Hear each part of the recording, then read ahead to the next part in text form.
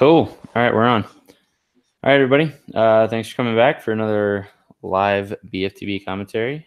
I am Matthew Stanley at Bullpen in Denver, and we have Garrett on here. Kyle had to stop for beer, so he'll be on any minute. What's up, everyone? Game 3. This is the big one. We say Chargers going to play the first half, which is going to be huge. The Chargers are going to play the first half? I don't know how smart it is, but it'll be fun to watch. What'd you say? I said the Chargers are playing the first half? Who's playing the second half? The starters. Yeah, that should be interesting.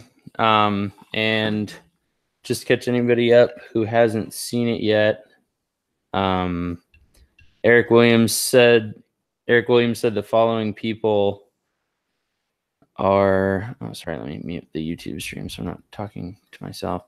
So the Joey Bosa, Casey Hayward, Trevor Williams, Justin Jackson at running back, Darius Philon, Tyrell Williams, Dylan Cantrell, Cole Hunt, and Hunter Henry are the players that have not suited up for today's game.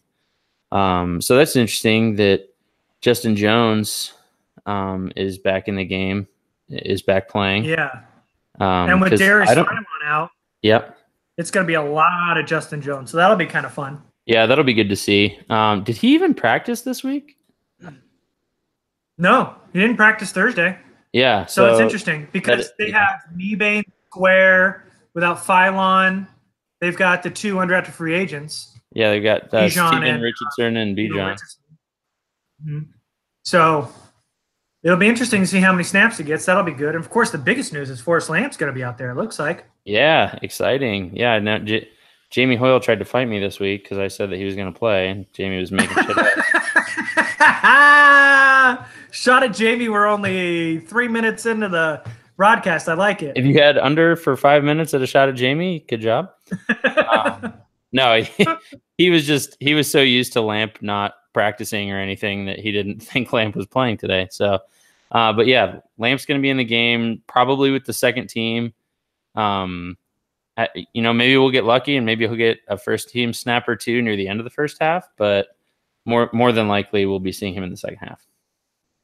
Yeah, most likely. But it would be nice if they ran one set with not Rivers, but say it's Geno and the starter offensive line and everybody and switch out Schofield and put in Lamp for at least one series. I'd like to see him run with the starters just to get his feet wet. And then, the rest of the game he can go with the twos for a little bit. Oh, last minute news. But the fact that he's out there is huge. Last minute news here from Dan Wakey. Melvin Gordon has some sort of family matter and is not at the game tonight. So figure we'll see a lot more of Deatrice Newsome and Russell Hansbrough, who was back practicing this week. Yep, Hansborough's back, no Gordon, and no Justin Jackson. So that's going to be Hansbrough and Newsome all game long. Well, we'll probably see a little bit of Eckler with the ones, but yeah, that's one of the most fun battles to watch is that RB3 battle between Hansbrough and Newsome. So we'll probably get a very, very healthy look at them. Yep. Looks like Drew Brees is all dressed. It looks like he might be going. I didn't see anybody with the Saints, any of their injuries or anything, but just watching the TV, looks like Brees is all suited up and warming up on the sideline. Yep. Oh, yep, there he is. So what are you looking at right now so we can try and start to get synced up? Right now I have highlights of the Saints. Cam Jordan just caught a touchdown. It says 2017 AP First All Team. Marshawn Lattimore highlight here. Defensive Rookie of the Year. We're probably on different feeds because I'm on the local CBS feed here. Yeah, so you're actually I'm seeing the same thing you are, but you're probably like 4 or 5 seconds ahead of me. Oh boy. Okay. All right. I'm pausing. Okay. They just finished the Saints highlight. Okay. And Sturgis, you see Sturgis with the ball? Yep. Sturgis just got the ball. He's putting it down right now. Okay. Cool. All right. So we're about synced up. Okay. Cool. Got on it early. I can't wait for Kyle Posey to get on here so I can stop getting people tweeting me going, "Hey, where's Posey at?" Every year he takes that damn sabbatical and goes dark on Twitter, and everyone's like, "Is he dead?" Yeah. It's like, just relax, guys. He's just not on Twitter right now. Did Posey die? And stop asking me. What are you drinking tonight? Now that there's a touchback. So I'm doing my usual, my Lead Slingers rum and Diet Coke. Okay. So I've said it before, but like I'm not a beer snob because I don't know shit about beer, but I am a beer adventurer, and I always try to do new beer. Because it's the Chargers, this is a Maui Brewing Company, fancy footwork. I got the Phillip Rivers cowboy boots there. Oh, nice. As you can see, shout out to Rivers. So it's not too bad. That's nice. Fancy footwork. All right, so Derwin out there with the ones. He was up in the box. And Jaleel was deep. And Kazier's out there, 44. Yep. Oh. Kazier's out there with the starters. Emmanuel's still there, though, so no Nwosu with the starters. Yeah, no Nwosu right now. At least on the first snap.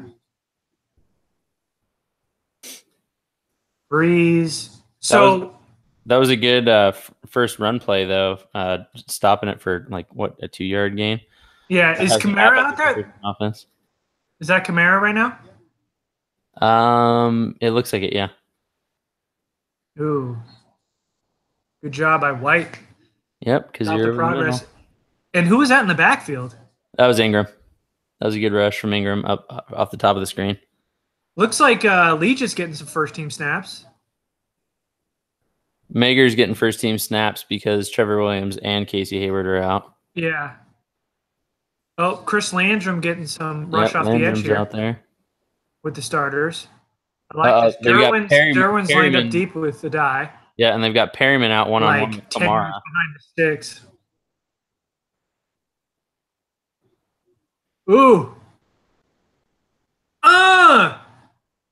Oh, get that, James. Oh, Derwin James. Did he save it? Oh, my gosh. Pay the man.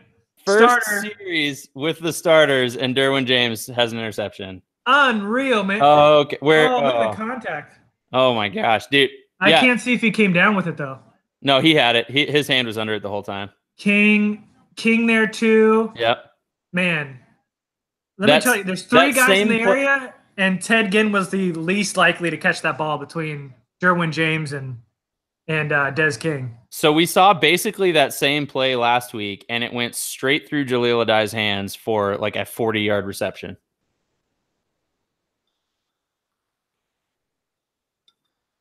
Oh, man. That is good to see. That is awesome. That is awesome to see. Woo! That's a good way to start the night. So those of you asking in the chat, we don't really have a good idea what's going on with Bosa. I mean, they said his foot was fine, but I'm assuming they're just playing it safe. I mean, if you watch that, like they give Bosa a ton of leeway in practice. Like he almost never warms up with the team. He basically just does his own thing. And, I'm pretty sure they're just like, tell us when you feel like you're ready to play. Yeah. There's no calisthenics in Joey Bosa's practices. No. At all. Oh, good timing. Here we go.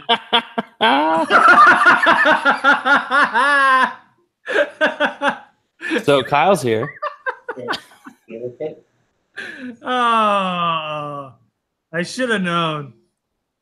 He is I should have known. Hyped.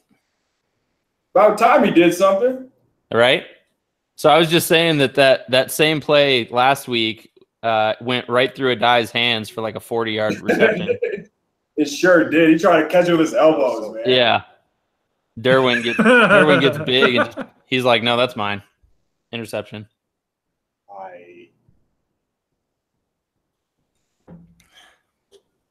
I hope it stands.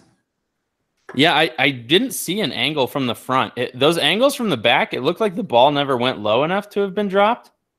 How did you log in? Let's just go to the CBS back to one because that's what I'm watching on here.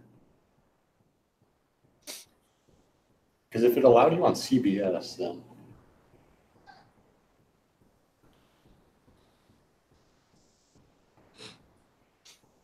So before they went to commercial, it looked like Eckler so that was some out there as interesting RB1. And you just went to log in, or as it should be. I wonder if I messed up on the password. Well, maybe we got it. I just said it. So same email. All right, so I'm muting Kyle until he figures his shit out. Who's he with over there? Do we know? His boyfriend.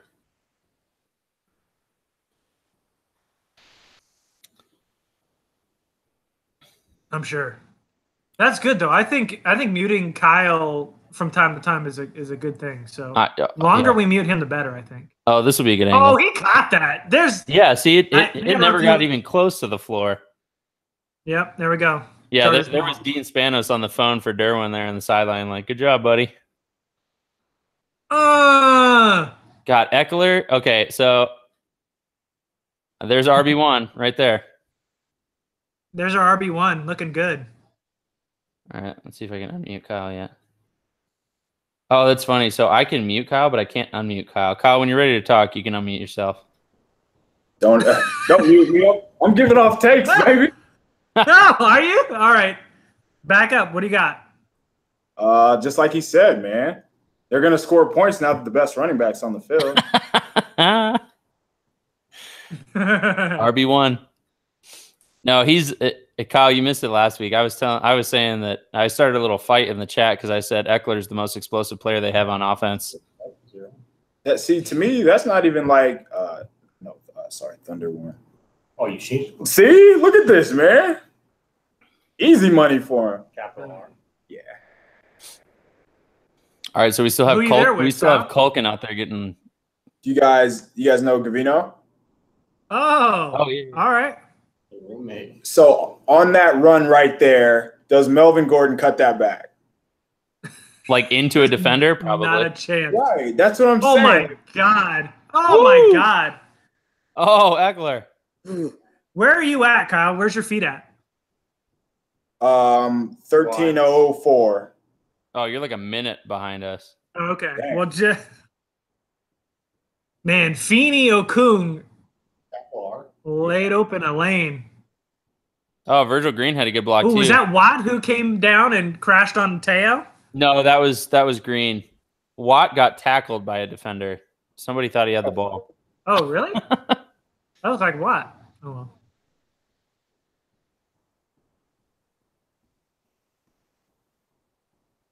Man, look at that. Just give Austin Eckler the ball every play. Oh, man. He's really good, man. I just picked him up in the 15th round of my draft today. Still. 15? Yeah, 15th round of my draft. It's a half PPR. And now Austin Eckler is going to be in my flex. Because it's one of those super flex leagues where I've got like 4 different multi-position like roster slots. Marcus Williams. I gotta say, man, this Chargers offensive line is clearing ways. Yeah, there are some holes happening today. These are holes Melvin Gordon runs through. At least 50% of the time. Just want to see 77 what he can do. Yeah, that'll be the second half. We were just saying before you came on, Kyle, that like we're hoping that maybe Lamp gets like 1 series with the rest of the ones. Yeah, that'd be nice to at least just kind of see what he can do. Right. Yeah.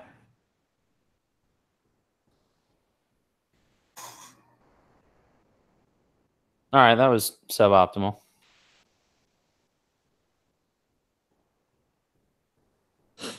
How you change it for sure? Yeah, to Thunder 1. Oh no. So if Chargers score here, they march the ball down, score a touchdown. You see Rivers for a second possession, or is that it? I think Rivers gets one more possession. He's only thrown the ball once this whole drive. Oh. Come on. He threw it to Allen, and he had that swing pass to Eckler. Okay, yeah. What time are you guys at right now? Off the top of my head. 10:22 paused because somebody got hurt. Oh, okay, so we're basically at the same spot. Okay. Oh, okay. They're walking the Saints guy off the field, Trey Hendrickson. Davenport didn't get the start. Yeah, no, I think Rivers gets at least one more series. I think maybe he plays the whole first quarter. Rivers? Yeah. Kyle, do you think it's because you're signed into this account? Is it not working? Was it not? Oh my! Oh, look at that blocking downfield.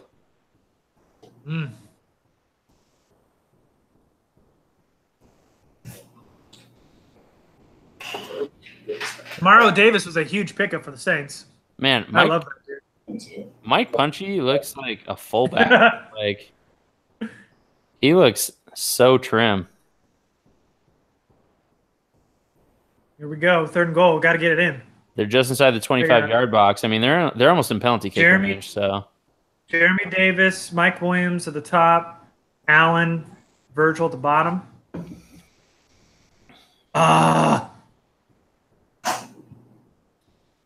Oh. So that's 3 passes to Eckler so far and 1 to Keenan, huh?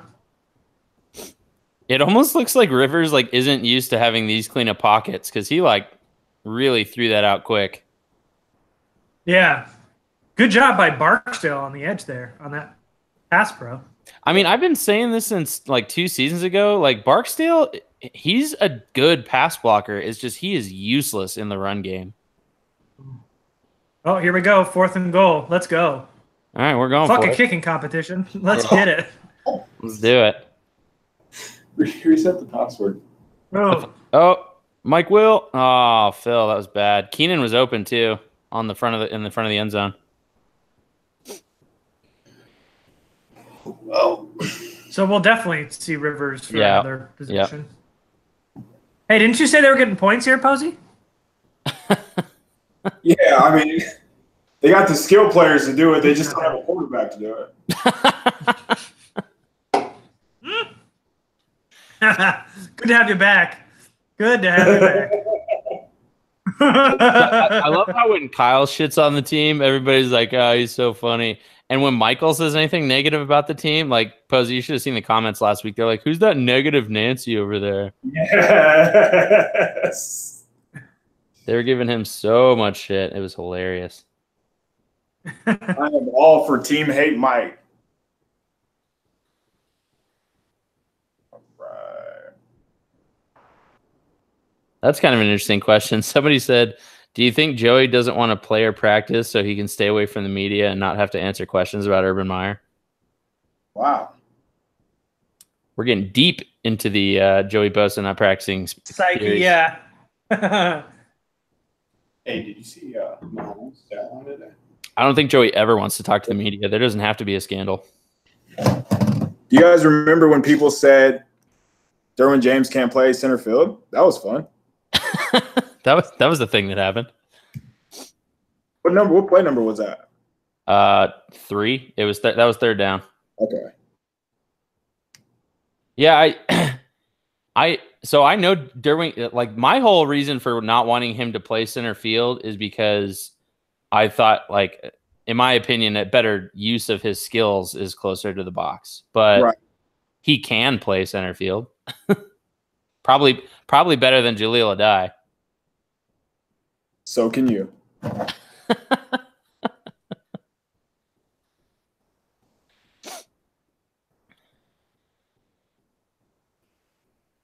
So I didn't notice because there was only 3 plays. I didn't notice who was up on the line next to Mebane with Phylon out. Was it Square?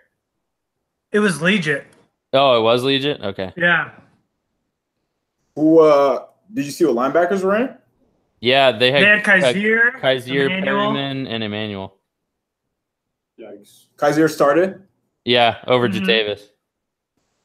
Yeah, Jatavis been on the struggle bus first couple games. So we've got Rochelle. Yeah, Legit's back in.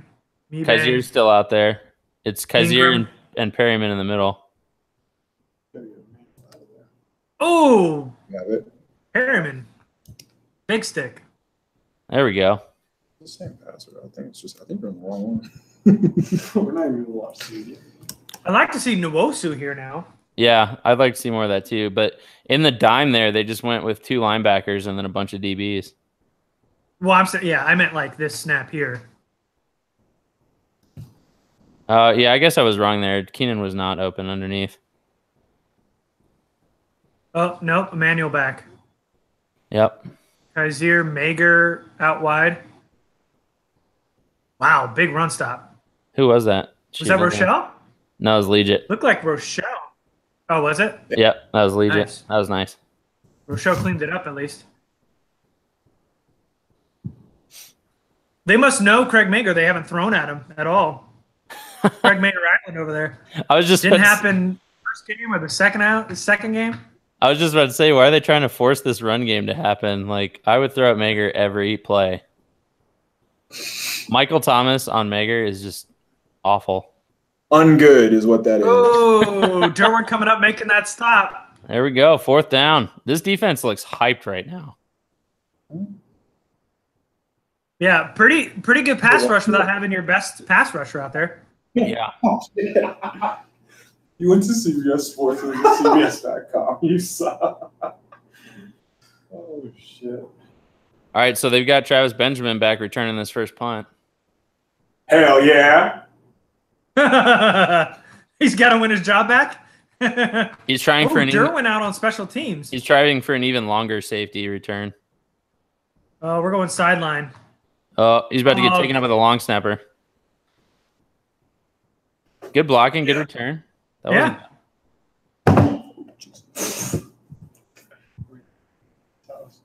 Not bad. Hey, Garrett, good news today. We're not behind everyone today. Richard just said he's like 4 plays behind us.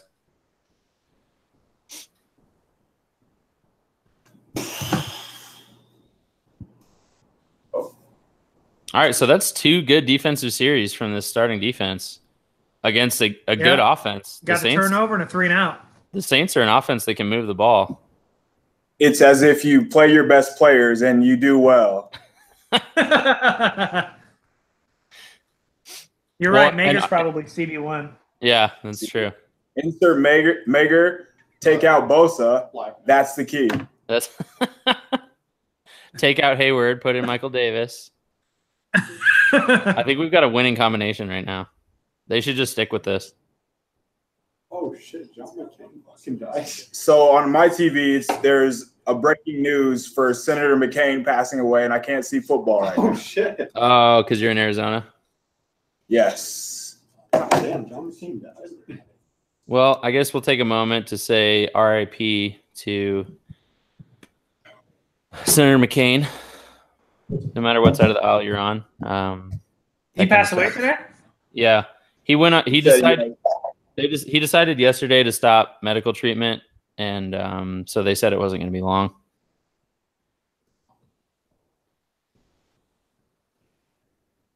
All right, enough politics. And this is probably the right platform to bring that up, Stanley. This is good that you brought that up. Well, I just said, show a little respect. Of course. No, I'm just fucking around. Can I have a problematic take? I mean, Please. I'm glad someone that old and awful is out of politics, but at the same time, like, he did serve this country and he was a prisoner of war. And man, if listen, last time we did this, we were talking about keto and the comments were ablaze. So let's continue this and see what happens. You said keto? Oh yeah, yeah, because Stanley's. I'm doing keto. I'm down like 35 pounds. How much have you lost? 35 pounds. Oh shit, that's nice, man. Yeah, I've been doing it just over a month now, and I like, if it makes you feel any better, like 2 hours ago I had some barbecue and we just ordered some pizza and wings. So well, see, I've been cheating a little bit recently. Like, you should have seen this live stream 2 weeks ago. I ate an entire large pizza while we did this live stream. Because I hit that first milestone. I was down 20 pounds, and so I was like, all right, cheat day. Boom. No, that's a good diet for sure. It's legit. And you can still drink liquor, so that's important. All right, this one's coming back on a hold. Looks like. Where are you guys at right now? No, I think it's on defense. Oh, it's on defense. All right. So we just got a holding play. How much time's left in the game for where you're at? 6:47. Okay, cool. That was a good run by Eckler too. He's really good at getting small in the hole up the middle.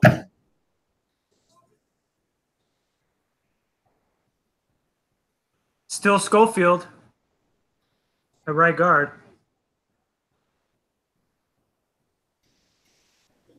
So first tight end after Green is Culkin. Yeah, that was a decent block by Culkin too.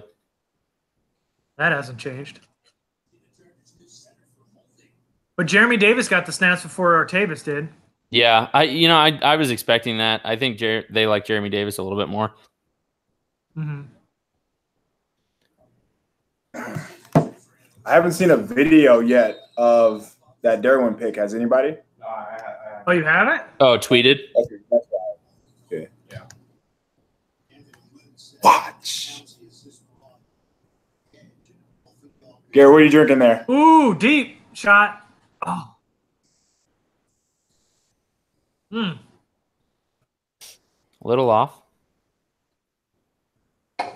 Garrett, what are you drinking? I got this in honor of your favorite quarterback. This beer with cowboy boots on it. It's Fancy Footwork from Maui Brewing Company. Wow. I did. It was for you. We've got Thank you very much. We got somebody in the comments watching from Australia. It is 2:25 a.m. That's dedication, baby. Yes, it is. Yes, sir. Ooh, man, Rivers got hit on that play. Yeah, he did. Oh, Derek Watt with the first down.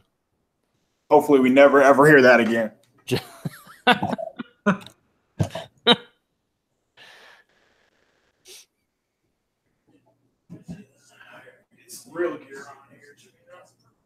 Oh yeah, Okung got pushed into Rivers on that one.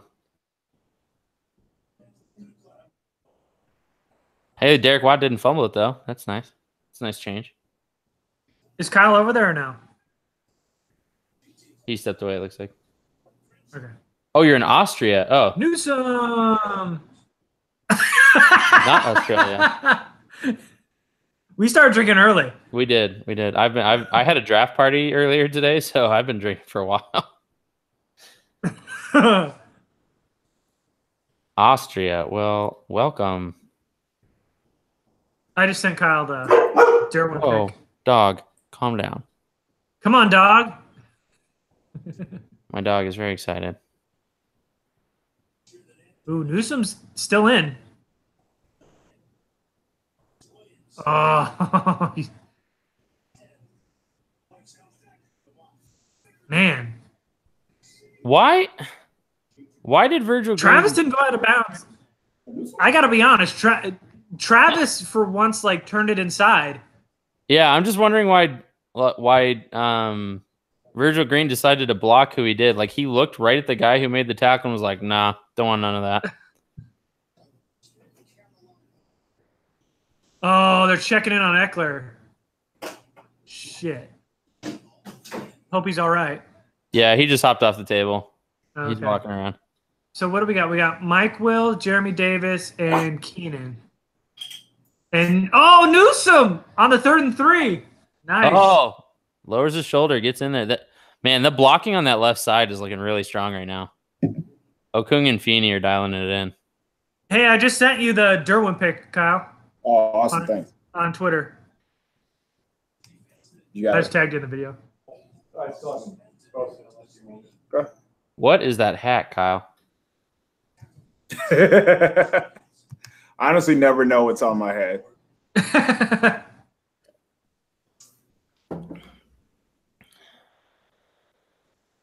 Cut it inside. Oh, Newsome. Wow. Yeah, good move. Oh, Okay. man.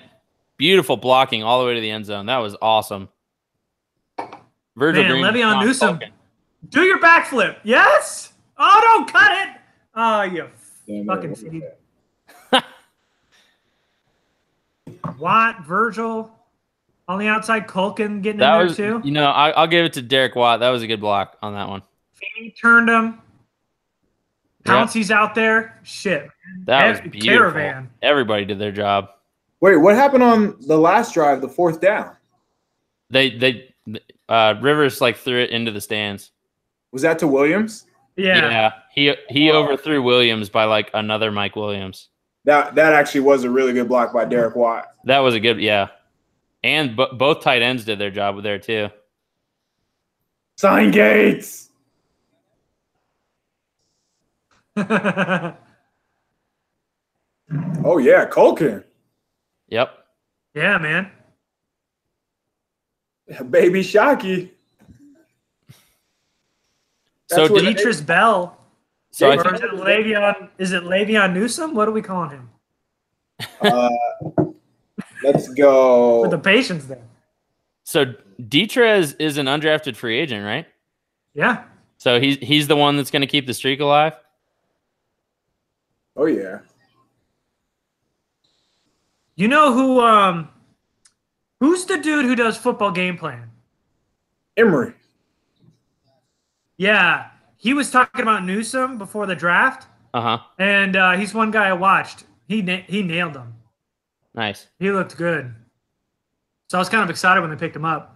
Did he say it on like a podcast? But shout out to Emory. We should have him on. We should try and get him on one of our shows. So Richard said, new topic for discussion while we're on the commercial break. Here we go. Is there a running back on the roster that isn't better than Melvin Gordon? Discuss. Okay. Well, I will start. And the answer. Okay, man. If we're just talking, based on what Newsom just did, yes. Yeah, the answer is yes. I will. Let's just say that. It's interesting. Newsom came in before Hansbrough, though. Yeah, so that's why. Yeah, I really liked what Hansbrough was doing, and I want to see more of Newsom in pass protection, because that's one thing that's really stood out to me in week 1 with Hansbrough is he was locking down everybody that he had to pick up in pass protection. Yeah, Newsom, he looks good, man. Like, he looks better than Brandon Oliver did the last couple of years. Yeah, he has a little juice to him, man. Yeah, and he makes good decisions. Like, he's patient enough, and then he just puts his foot in the ground and goes.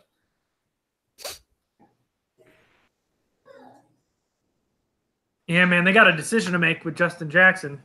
Yeah, the more he doesn't practice, we were talking about this earlier in the week, between Justin Jackson and Dylan Cantrell, I think they're going to try and put Justin Jackson on the practice squad and hope he doesn't get signed somewhere else. But the more that Dylan Cantrell is, I think they might just IR him to be able to keep a hold of him, because he hasn't practiced since his injury, and those bone bruises, they just take so long to heal. I wouldn't be surprised to see them IR him just to hold on to him. Yeah, man, they talked up Dylan Cantrell so much during the offseason, and Lynn was talking like the jump between OTAs and training camp. Dylan Cantrell was like the guy he was most impressed with. So I have a hard time thinking that they cut him. I think they might IR him or. Yeah, but, and if you're Dylan Cantrell, like, you don't fight that. Like, all right, we're gonna pay you to just work out and take it easy for the next year and just get healthy. And let's be honest, is he going to be playing? Like, it's not like you're giving up his starting spot. He's not going to be starting there. Right. No, he wouldn't be starting. And next year he gets to come back and compete against, Jeremy Davis working on another 1-year contract. Tyrell may or may not be gone. Travis Benjamin is probably gone. Like, there's going to be opportunity for him next year. It just makes sense. Derwin coming down. Woo. Tackle. I'm not so excited. But I like the idea of not putting any games on tape for Justin Jackson and hoping you can maybe stash him. Yeah, and unlike Cantrell, they didn't really talk him up. They weren't like, oh man, Justin Jackson's been a revelation in the backfield. Like, there's been almost no talk about Justin Jackson. No. Corners haven't really been tested. Oh, there you go. Ooh, Dez with the closing speed. There it is. So I'm still on first down, and I can see before they snap the ball that James in the box this time. Yep. Yeah, he's up near the line this time. But even a die isn't that deep. So who's that corner? It's Michael Davis and Craig Mager. Okay. Man, they're nickel, so Dez has been in the last 2 plays. They must really not trust Dez outside at all. Yeah, they keep him inside all the time. Oh, good pass rush. Oh, and Kamara dropped it. Oh, whoa. Derwin clapping in Kamara's face. I love it. Derwin with the foot. Kyle, wait till third down and watch Derwin, okay? Don't get me wound up, man. This is Florida State Derwin. Remember we kept sending each other gifs of him like clapping and yeah, there you go.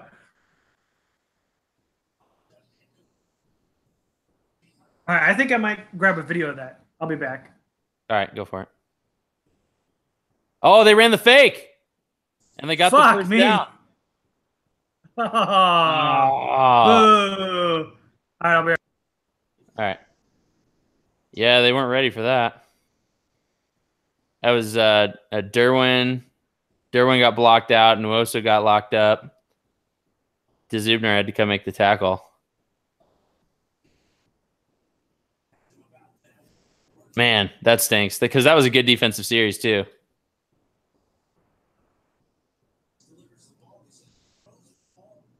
We're turn this around, sound on. What do you need to do? All right, so they still have Derwin in the box now. Oh, Drew going deep. Wide open. Michael Thomas found a hole between Perryman and Mager. That is not the one you want. You do not want either Denzel Perryman or Craig Mager on Michael Thomas.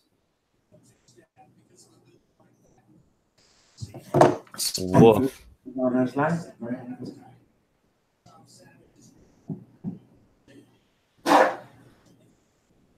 And then he throws Craig Mager out of the way. That's fantastic. So here, yeah, I mean, last year he was a special teamer, and is that too loud? Is that messing it up? That's super loud. You're welcome. So Michael Davis talked about how he went and took wrestling lessons this offseason to improve his tackling, and Mark Ingram just carried him for like 4 yards. And he caught 104 passes last year, deep crossing route. On left side of the screen, you just had a glimpse of it. You're clearing out that side. How about the stiff arm? Talking about going at each other in practice twice this week, and that stiff arm was evident. Is that the end of the first? Stiff arm Mager on the play. Yeah, you see him just toss Mager. He does have to make that tackle on that first down play. So Ricky Henney just retweeted that Detrez Newsome 5-yard touchdown gif and said, check out the block by Virgin Green. How does he have a job?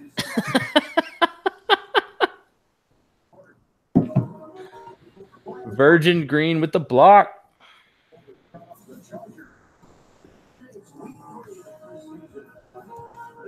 Hey, Kyle. So somebody just commented, Kyle's eyes are moving like he's 6 beers deep at Applebee's happy hour. Yes. Buddy, we got 2 more hours of this.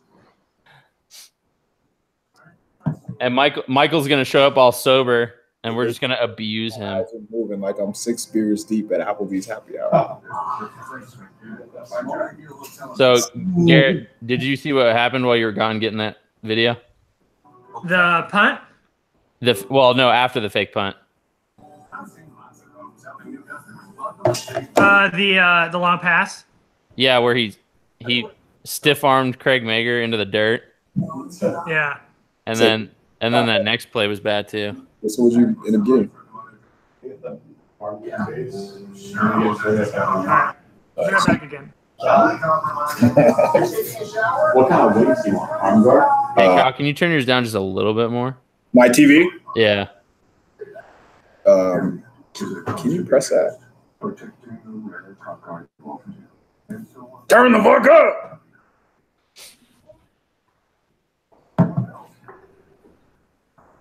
Have you guys watched anything else? Any other games today? No, I had a fantasy draft today, so I was doing that. It was awesome because it's a fantasy draft I'm in. It's like my big money league. It's like a $95 buy-in. Nice. And it's full of Broncos fans. So I picked up Austin Eckler in the 15th of 16 rounds, and I picked up Mike Williams in the 14th of 16 rounds. Wow. Should have picked up Royce Freeman. Right. Yeah, So, Royce Freeman went in the 3rd round. Gotta hop on him. I do think he's gonna be pretty good. Yeah. Like these are the Broncos fans that like the Broncos defense went in the 6th round. Yeah. It's a fun draft for me. So did you guys catch Derwin after that Kamara drop? Oh yeah, love that. Did you get a GIF? Oh, I got a video of it. It's going up right now. GIF. Oh, so Garrett, the thing you did miss is Richard posted a tweet from Henny. He was retweeting the video of that 5-yard touchdown. Oh. And Henny called Virgil Green Virgin Green. Oh man, that's just like Pouncey going to Punchy. That's his. Yeah, Punchy is a good nickname. I'll give Jamie credit for that. That's a good nickname. It wasn't on purpose, but yeah, you know, accidents happen. That's fine. But it's great. All right, the defense is looking a little less polished on this draft.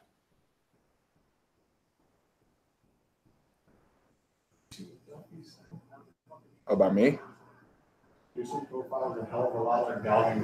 Oh hell! Hey Garrett, your boy Duffy. He just said Newsom's profile is a lot like Dalvin Cook. Oh man! All right, hey, you got drinking early with us. That's good. Hey Kyle, so Nick wanted me to be sure that you know it was him that said you were 6 beers, like you're 6 beers deep. I appreciate you, Nate.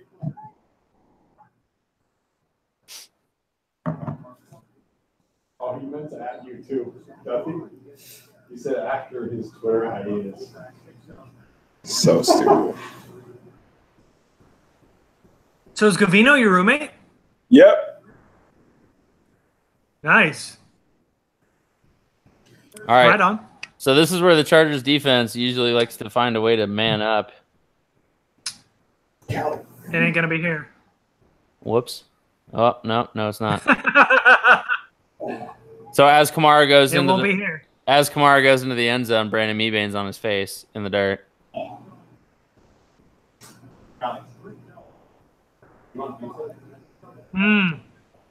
Oh man.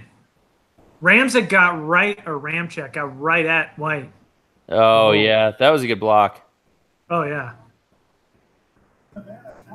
Oh, Melvin Ingram got taken out by a tight end. He needs to feel bad about that.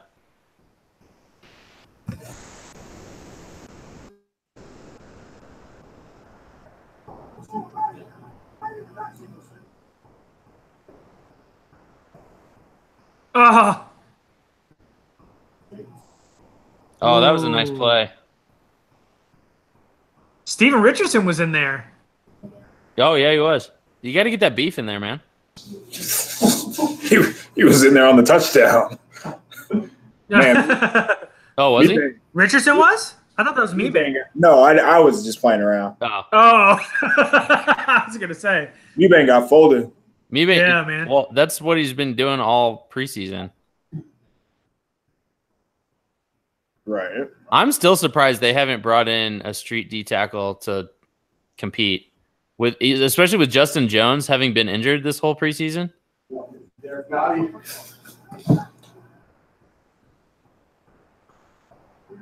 It's on them, Derek Nottie. So Gavino's watching the Chiefs earlier. Said Nottie looked really good. There's a big shock. Yeah, shocking. Player who is dominant every year at a high level of football is still very dominant at a high level of football. Oh boy. And what's his name? Who's the D tackle the Redskins took? Payne. Craig Mager. What? Our boy. Who? Ka? That's Payne, right? No. Later on, the nose. Oh, tackle. Settle. Yeah, Settle. Settle's been looking good for them too. He was a good player, man. And then my guy Harrison Phillips has been looking good for Buffalo. Does he start? Yeah, Nice. he got a sack in week 1.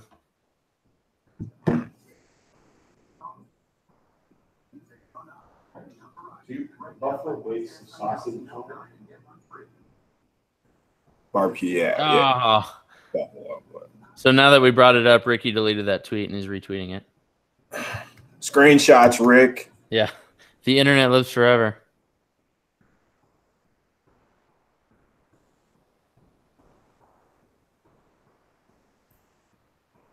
You? Man, look at that full 27,000 seat stadium with 20,000 people in it. Damn, Kyle. Man, you're at it again. That's what we used to do forever. Does Alvin Kamara have his bull nose ring in playing right now? Yes, he does.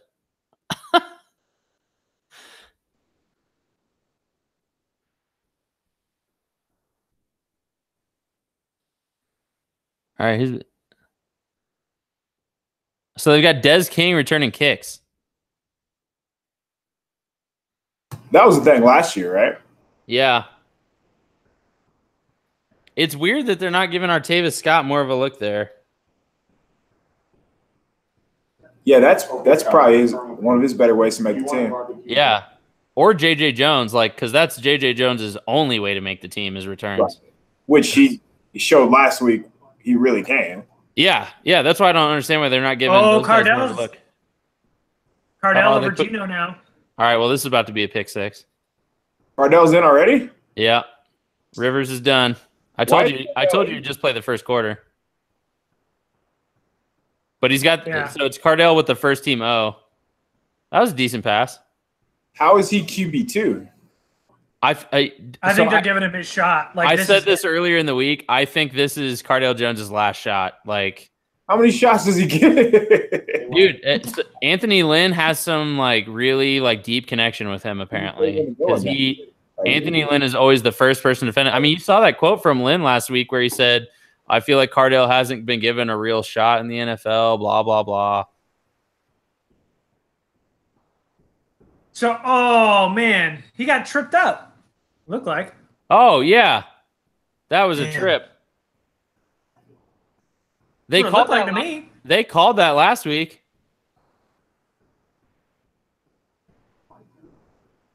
That definitely looked like a trip to me.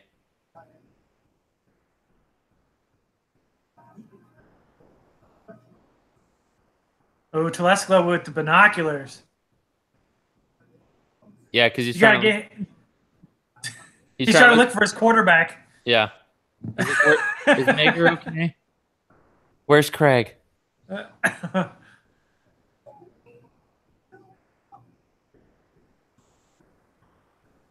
So no Eckler after he was checked in on. I'm sure he's fine. But yeah, they're just going to play it safe. I think they're shutting him down for the preseason now at this point. Oh, nice graphic here showing how the Chargers have no tight ends with receiving experience. I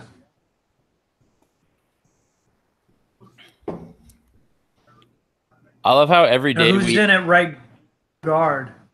It's still Schofield. It's still Schofield. Okay. I love how every day we inch. Yep. Oh my God! And Schofield just turned his back on the pass rusher. Good God! No. Oh, Schofield. Whoops. You think Telesco had binoculars on to see? I think he was confused that a quarterback actually threw the ball on a line outside the hashes on the money.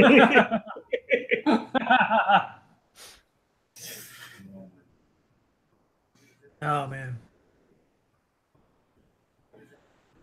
Man, Schofield. Woo. Whoops. I mean, he wasn't the only one that missed the block. There was like 5 guys on Cardell, but Yeah. That was #bad. Mager is the gunner. Jeez, Cardell plays in slow motion. Who's 45? Is that Handy? You know who that is, Stanley? Is that Handy? Oh, Handy, AJ Handy? I don't know. He was the other gunner, I think.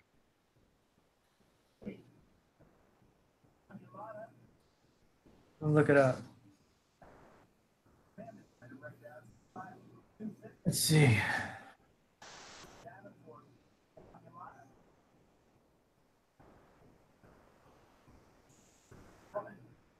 What number did I say? 45? Yeah, 45. Yeah, it's Handy. Yeah, it's AJ Handy. Huh.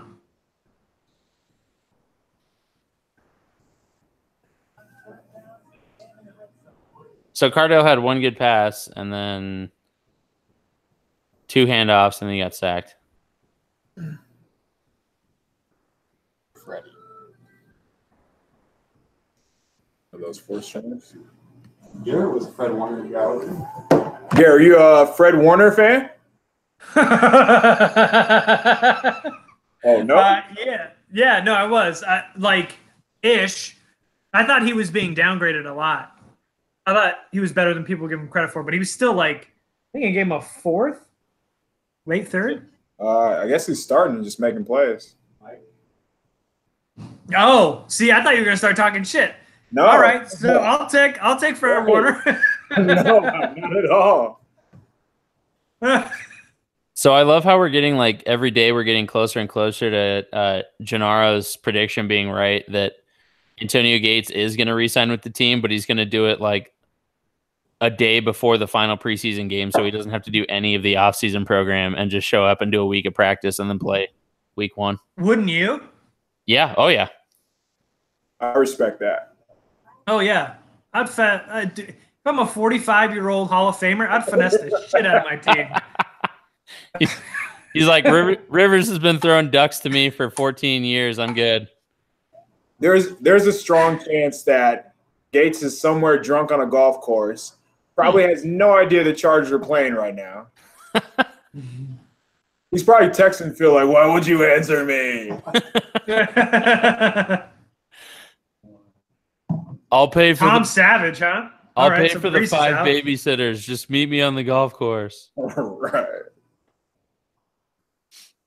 Looks like the starting defense is still out there with Tom Savage. Yep.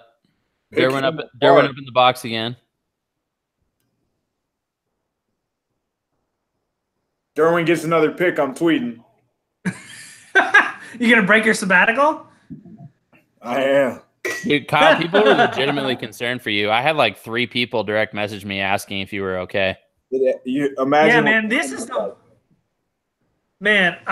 the worst time of year because it's where's Posey at? Everyone's in your mentions going, he's dead, right? Something happened to him. I don't know why. It's just I do the same thing every year. Why is this such a surprise? I don't know. Oh yeah, I don't care. But oh, that was a really bad handoff between Des King and Jeff Richards out there. Richardson. Is it Richards or Richardson? Richards. That's right. Plural Wades. I like Jeff Richards. I'd keep him over Craig Mager at this point. Very bold prediction, Matthew. He's not. They're not going to keep him over Mager. They're going to keep Mager because they're retarded. Craig Mager. Oh my God, Michael Davis! What was that? That was a wrestling tackle. Ooh, he just got laid like a motherfucker. Woo! Oh, Davis, come on. Oh no! What? All right, guys. Bad news. Jack Wang just tweeted that Forrest Lamp is in street clothes on the sideline after warming up today. Well. So now I owe Jamie Hoyle an apology because he's not playing. Son of a bitch. Cancel the game. Yeah. Send it home, guys. Derwin's interception never happened. Man, I thought you were gonna have bad Eckler news. That was a little No. like legitimately scared. He walked off on his own, right? Yeah, and he hopped Yeah, off. He hopped off the table after they were done looking at him. Yeah, and he was standing on the sideline. Like I'm sure he's fine. He didn't go back or anything. Oh, that's annoying. All right, so no Lamp today. Maybe next week. I don't know. Do you play him in game 4? You got to get him on the field at some point. Yeah, I guess so. Maybe give him a series or two. Get his feet Yeah. wet. Ooh, Rochelle. Oh, Bushrod. Yeah, there you go. Rochelle's on that vegan gorilla diet. Jatavis hasn't been in at all, has he? I yet. haven't seen him. Yeah, not that I've seen either. No, it's been all Kaiser. Has Kaiser done anything? He was in on tackle on the first series. Hey, I saw him make another tackle on the second drive. No, second. 'Cause they've only had 2 drives, right? Other than this one, this is the third. Yes. Yeah, I think it was. Nick just said, Stanley, you'd keep a Guayo over Mager. Yes, I would.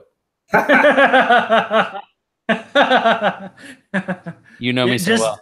enter any kicker here. Keep both kickers and continue the kicking competition into the regular season.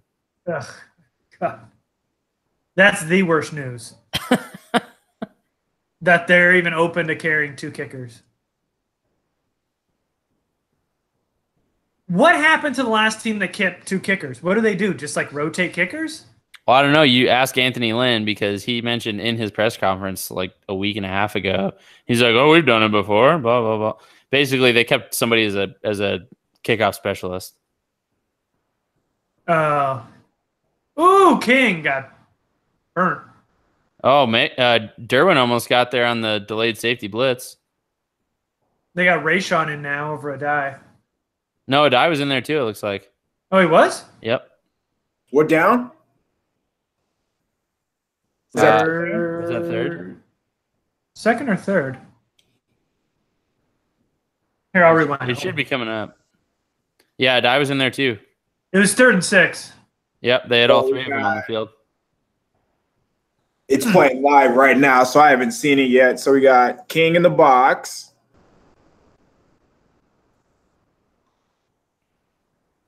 Yeah, they got Adai's single high. Oh, my God. Perryman's out wide.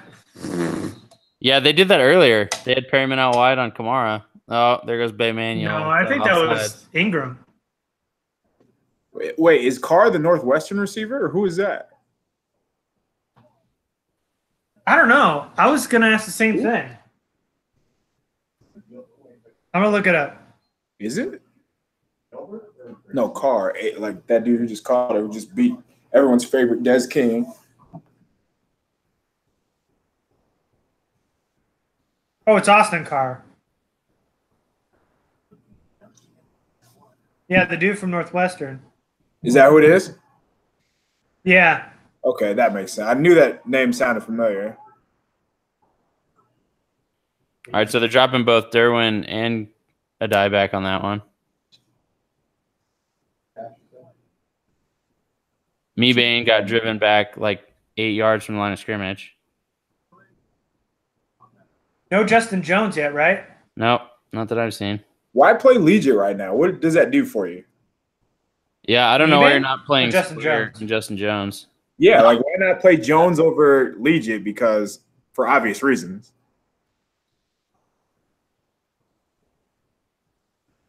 You square me, Ben. Yeah, you're right. I love the like hype article they tried to post earlier that like a couple days ago that like, oh, Legit's taking this as a learning opportunity, blah blah blah. What? Yeah, they posted some. Who said that? I don't think it was the Chargers. I think it was one of the newspapers. They posted an article saying that like Legit is taking this as like a learning opportunity, and you know he takes responsibility that he should have double checked his his trainer's advice on supplements and blah, blah, blah. And I mean, it does look like he's lost weight.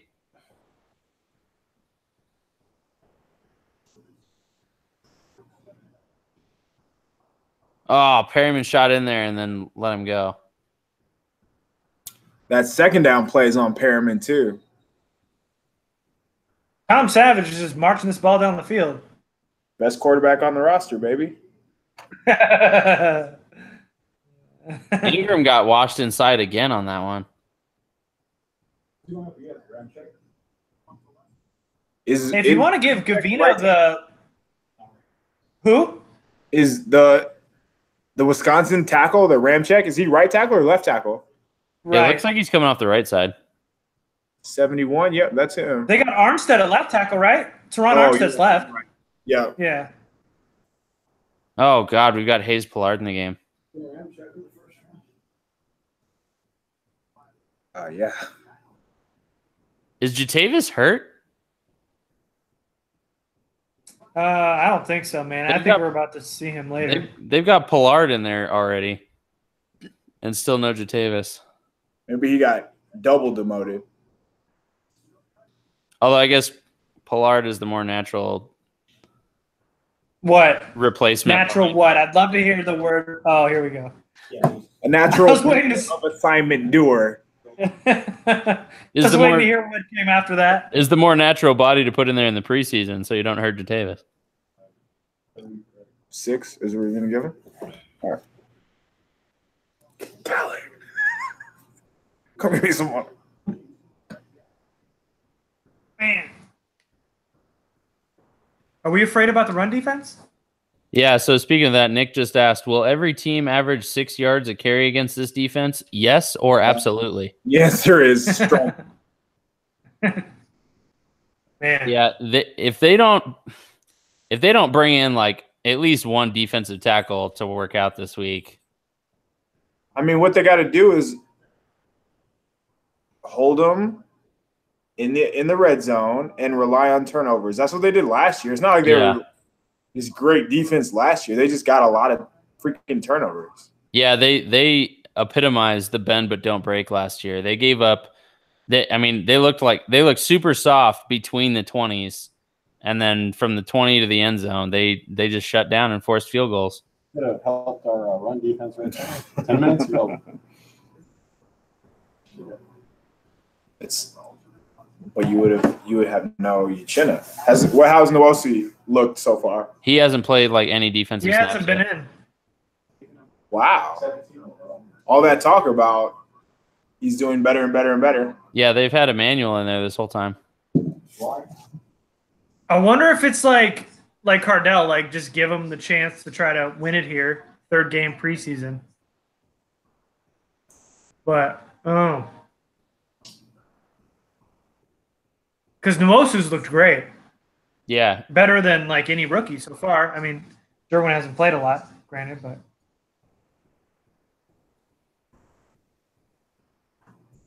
because Kaiser got to start, but Nwosu's been a lot more impressive than Kaiser has through the first 2 games. Yeah, and all we heard all week was how Nwosu was like basically having his way with the Saints offensive line. Yeah. Yeah, we'll see. More Dirt. So Derwin's playing the first half. And it's Legit and Mebane inside.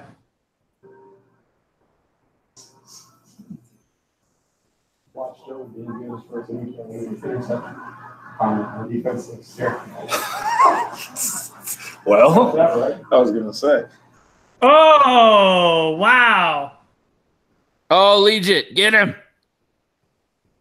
That's not in the grasp. I know. He wasn't going anywhere, and he had a hold of his whole leg. And you're not allowed to like fall on them anymore. So if they're going to make that rule, they need to make that a sack every time. Did you see that Vikings guy got fined for that sack? Yeah, I did. That was crazy. That is ridiculous. Like not only was it a garbage call, but then they doubled down and fined him $20,000. roughing the passer, right? Yeah, for using his full weight on top of it. Get the fuck out of here. There's Derwin. Oh, Kaiser in coverage. Not a good throw, but. Yeah, he would have been right there. Over under 3 interceptions from Derwin this year. And Derwin's playing with a lot of confidence today. I'd say over, but not by much. Like maybe 4. That's that's a lot for a rookie. It might not seem like it, but yeah. So Garrett, especially because of how they're going to move him around. Like I wouldn't be surprised to see him wind up with like four interceptions and like 5 or 6 tackles for a loss. So to Garrett's point, as he's just playing with a lot of confidence, I was thinking that some play had to happen because the first game was super tentative. Last game wasn't really much better. It just looked like he didn't know what he was doing, and he's playing slower. But this game, and obviously it helps that he made the pick, but just on like the second down in the goal line, you see him breaking on a ball, just like he's just there where he usually wasn't. Yeah. I would say push on the over-under. What's the over-under? 4? He said 3. 3. I think that's a lot for defensive rookie of the year. Yeah, they really should be, assuming he has a bunch of tackles. Assuming he can tackle. He's done pretty good so far.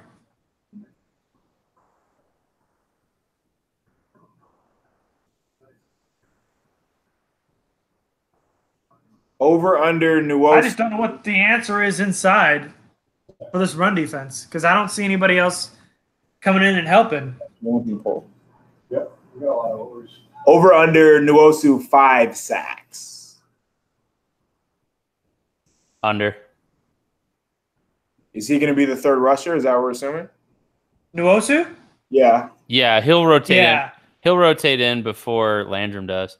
So McCain got 5.5, and what it seemed like all those came in the first half of the season. Oh, they did, yeah.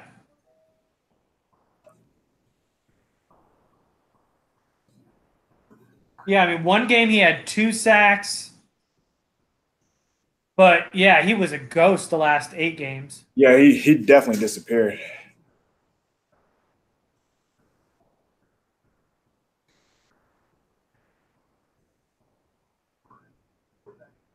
See here. They have some young dudes that are really good.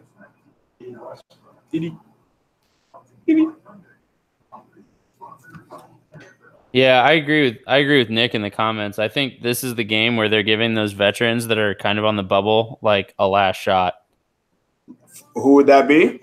Cardale, Hayes Pollard, Kyle Emanuel, Mager.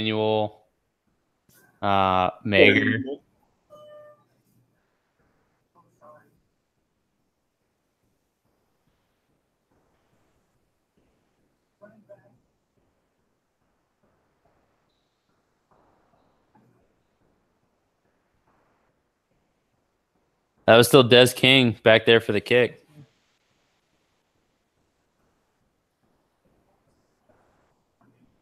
All right, Cardale. So Chris McCain got a sack in the first 3 games.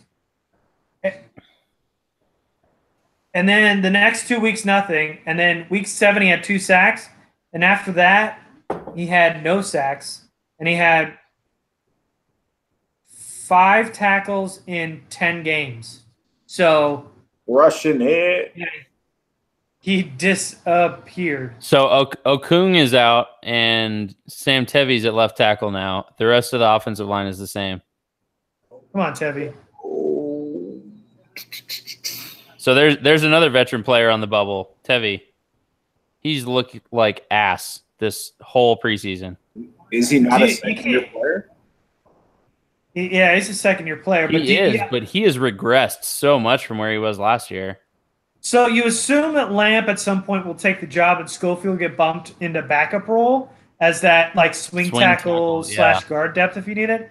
But can you get rid of Tevy? I don't think you can. Who else are you going to put out there? Yeah, you definitely have to. I mean, that's a fair point. He's just looked like he just got beat 2 plays in a row. That throw was garbage, by the way. That throw was garbage. But I mean, that's 2 straight plays with Tevy in where he's gotten beat.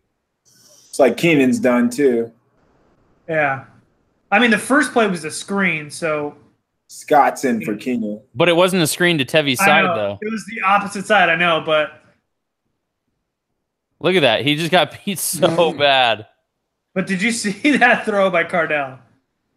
Travis is looking around like, what? Oh, they got Hansbrough in there now. Duffy, if you're watching, we can talk about Tevy last week. And this week. Oh, who's in at running back? That's Hansbrough. Russell Hansbrough. He's got bullied. On that second down play and pass pro, he's got bullied. Well, that was a quick 3 and out. Shocker. Look at Cardell moving this offense. You know, he just really hasn't been given a shot, guys. Just needs another play.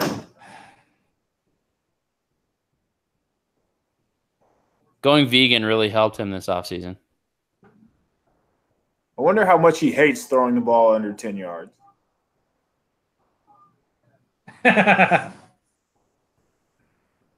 We saw him throw that screen in the dirt. He's like, that was like not even a yard. I'm mad. Fuck that noise. Fuck that noise. I'm putting this shit in the dirt. Nick is killing the comments right now. If Manti Te'o can blitz, this Shep? Yeah. Nick, what up? Oh. If Manti Te'o can blitz and injure Cardell, it'll be his best play as a Charger.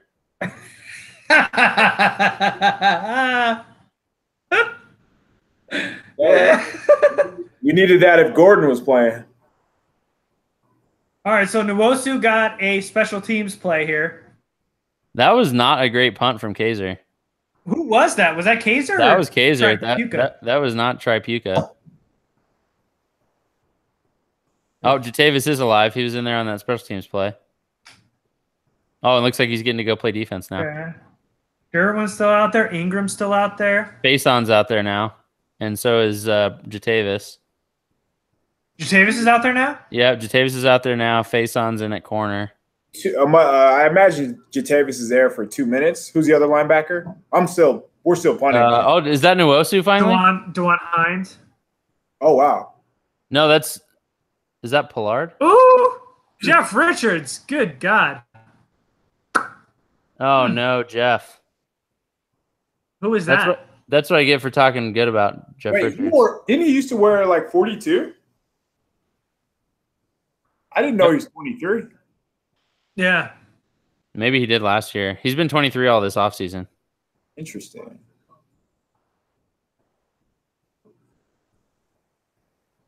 Oh, my God, Des. Coming down. Okay, so Brown, Pollard is still in there. Nice. Dude, Des King read that perfectly. Yeah, Shane Vereen. Yeah, so the 2 linebackers out there right now are Pollard and Brown. And James is underneath. Yeah. Jenkins. Ooh-wee.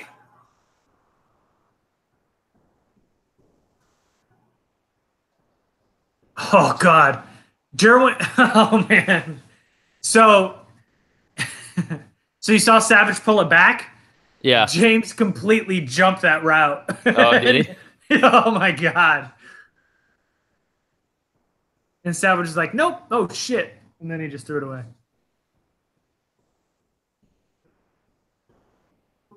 Yeah, I don't know what they're still doing with with Melvin Ingram in this game.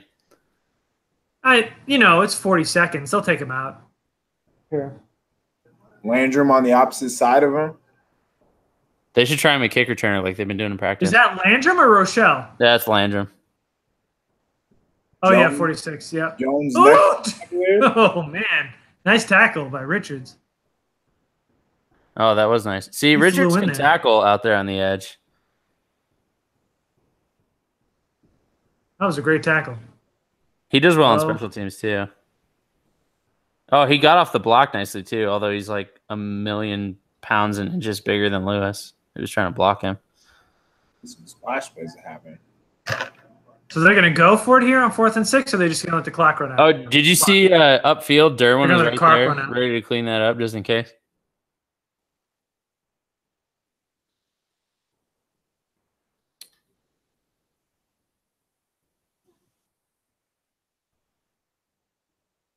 Has Taven Bryan played this preseason? Who? Taven Bryan for the Jags. I know he didn't play week 1. I don't know. Has he? Let me look. Somebody just asked about him in the comments, and honestly, I don't know if he's gotten in because I know for sure he didn't play week 1. You're talking about Taven? Yeah.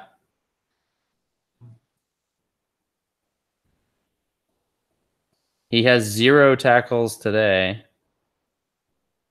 All right, I'm gonna go make some halftime adjustments. Be right back. All right, yeah, go call those in. Oh, was that Derwin who blitzed off the edge, came off the edge? That was face on, coming from the right edge. Oh, it was. Yep. Came close.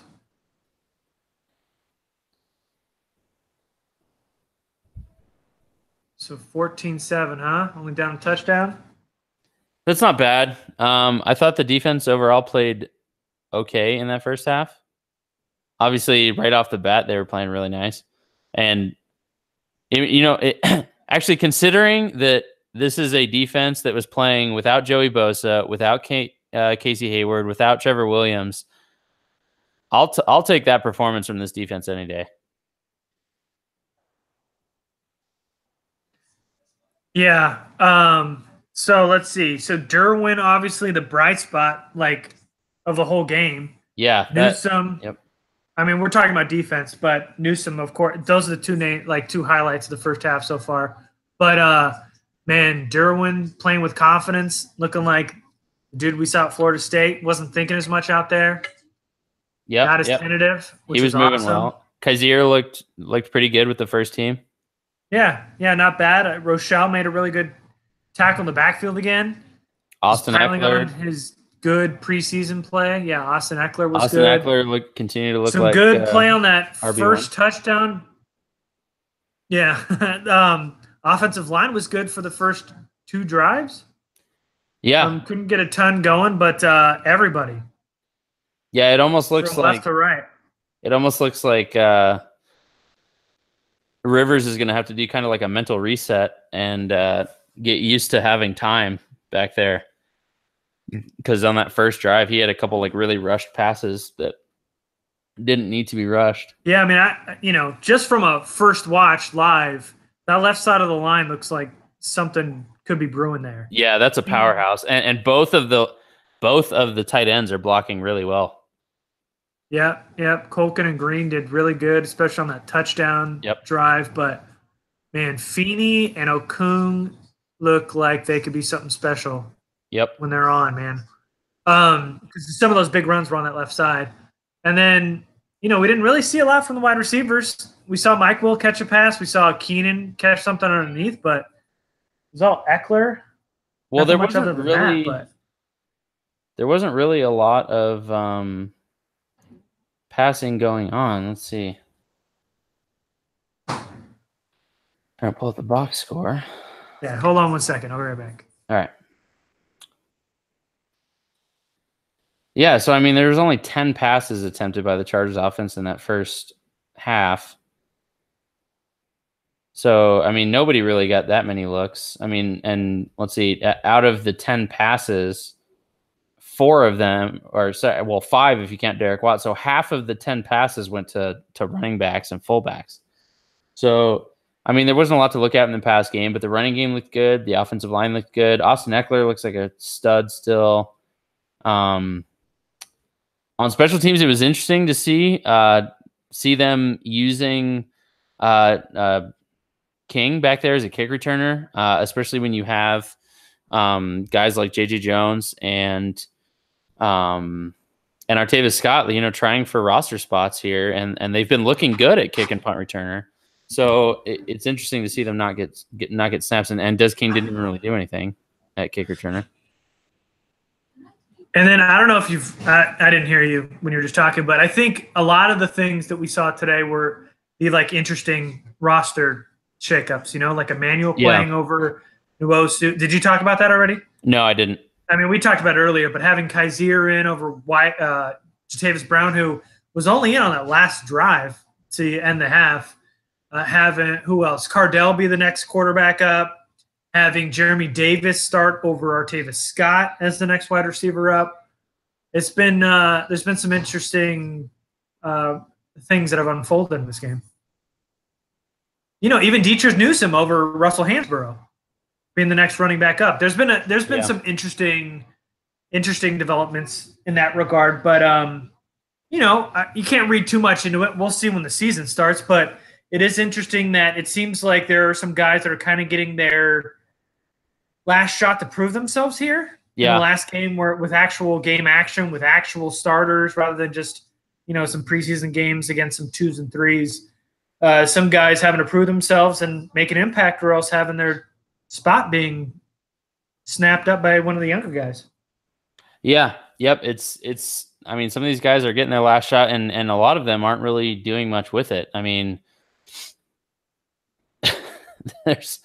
there hasn't been a lot of good play, like especially in the defensive line has not looked good still. We haven't seen any of Justin Jones yet. That I feel bad for the tight ends and wide receivers, because there's only been, I was saying right when you got off that there's only been the Chargers only attempted 10 passes in the first half, and 5 of them went to running backs and fullback. So there's been almost nothing for them to work with.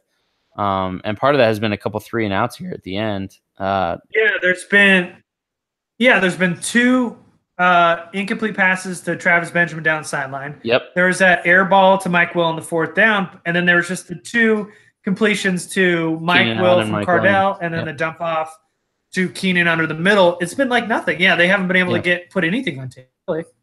Yeah, it's been all rushing so far, and they just haven't held the ball that long. I mean, they haven't sustained any drives after Phil came out.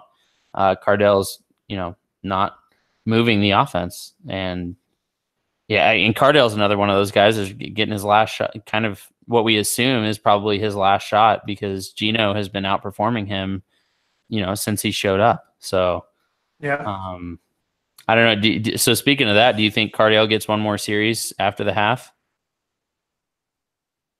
I think so. I think I don't know, man. I think they gotta figure this thing out. They can't keep 3 quarterbacks. No, they can't. It's gotta be Geno or Cardell. And if you want to give, I don't know how many more chances you want to give Cardell, but if you want to give him another drive or 2, because he had 2, right?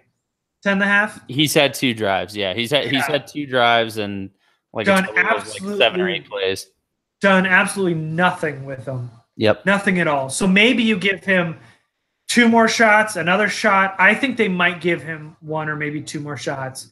Let Geno play a couple, and you'll probably see Shemenek towards the end for 2 drives or so. But I think Cardell probably gets another shot. But at some point you got to figure it out. If I'm a coach here, like you said, I want to figure this out. So if I'm the coaches and I really am giving him an honest 1 more shot, and this is it, I'd probably give him the entire 3rd quarter, actually, and just say, you better produce a drive or 2 that come up with points, and just let him take the whole 3rd quarter. Because, with the rate he's been going, if they give him 2 more drives, that's only 7 or 8 more plays. But then, if it's pretty much decided and he gets 2 more drives and it doesn't go anywhere, Geno gets 3 or 4 drives, does a little something with it, at least a little bit more than Cardell. Then going into game 4, you just let Cardell play the first 2.5 quarters, maybe 3 quarters, and then Shemenek play a big chunk of it, and just say, all right, well, it's game 4. You go against the end of the 2s and beginning of the 3s for other teams, and see where it goes from there. They got to figure it out. Today's the day that they have to decide at the end of the game if it's going to be Cardell Jones or Geno Smith, in my opinion. Yeah, because I feel like they probably already have a pretty good They have a pretty good idea of what they're going to do at wide receiver. So it's not hurting the wide receivers to leave the inferior quarterback in there. I mean, that's the more important decision here is what you're doing at quarterback. That, you can flip a coin between Jeremy Davis and Artavis Scott, and you're probably going to make the right decision. Like that, both of them have looked like solid wide receiving options this year. Artavis obviously has the advantage of being a kick returner. Jeremy Davis has the advantage of being with the team a little longer and having size. But I mean, yeah, this is probably the decision they need to make. And then, like, we haven't really talked about it, but kicker, I heard earlier in the week that they're just going to have Caleb Sturgis do all the kicking this week. So, the most important roster decision you have to figure out this week is quarterback 2. And if that's what you're going to do, I'd give Cardell probably almost the rest of the third quarter. I knew you'd want to get kicker in there as soon as you could. Yeah, I mean, yeah, they have a decision to make, and I think it's a pretty easy one. I think anybody who's outside of what they're like physically saying to the media, like anybody who's been there at practice and seen what's happened, and then you've watched the first 2 games and the beginning of this, like the end of the second half here with Cardell, Geno Smith has been the superior quarterback. There's been no question. Whether they say it's a 50-50 race and they're still undecided, I don't truly believe that's the case, because anybody who's ever seen practice, I just don't know anybody who said Cardell won the day. There hasn't been anything about Cardell making unbelievable passes or being the star of the practice. And I get there's a lot more practices than what we see and what the media sees, but I think Geno's been the guy, and I think it's going to be a really easy decision to make. But saying that, going into the third and fourth quarter and moving off that a little bit, who are some of the guys you're looking at? Because we saw a lot of the starters. Now we're going into the 2s and 3s. So, guys, I'm looking at, obviously, we've been talking about him a lot in the first half. Where is he? But I want to see Nwosu get in the game. I want to see if he lives up to the hype that he's been getting this week. I want to see more of Jeff Richards and Faison on the field, because as much as the team seems like they're just going to keep sticking with Craig Mager, I'd like to see an actual competition for that 5th cornerback spot. Down, because I hate Craig Mager. I don't see him providing. You have a personal vendetta. I get it. I don't see him providing any value. Like, he doesn't do anything on special teams. He's bad in coverage. At least Jeff Richards does something, and Faison has looked pretty good in coverage. So, and then obviously, it sounds like you have the bolts from the blue agenda against Craig Mager. I do. It's a little bias. I'm sorry. I know he's your guy, but he's just not my guy. And then on offense, I was excited to see Forrest Lamp, but apparently he's in street clothes and not going to be playing. So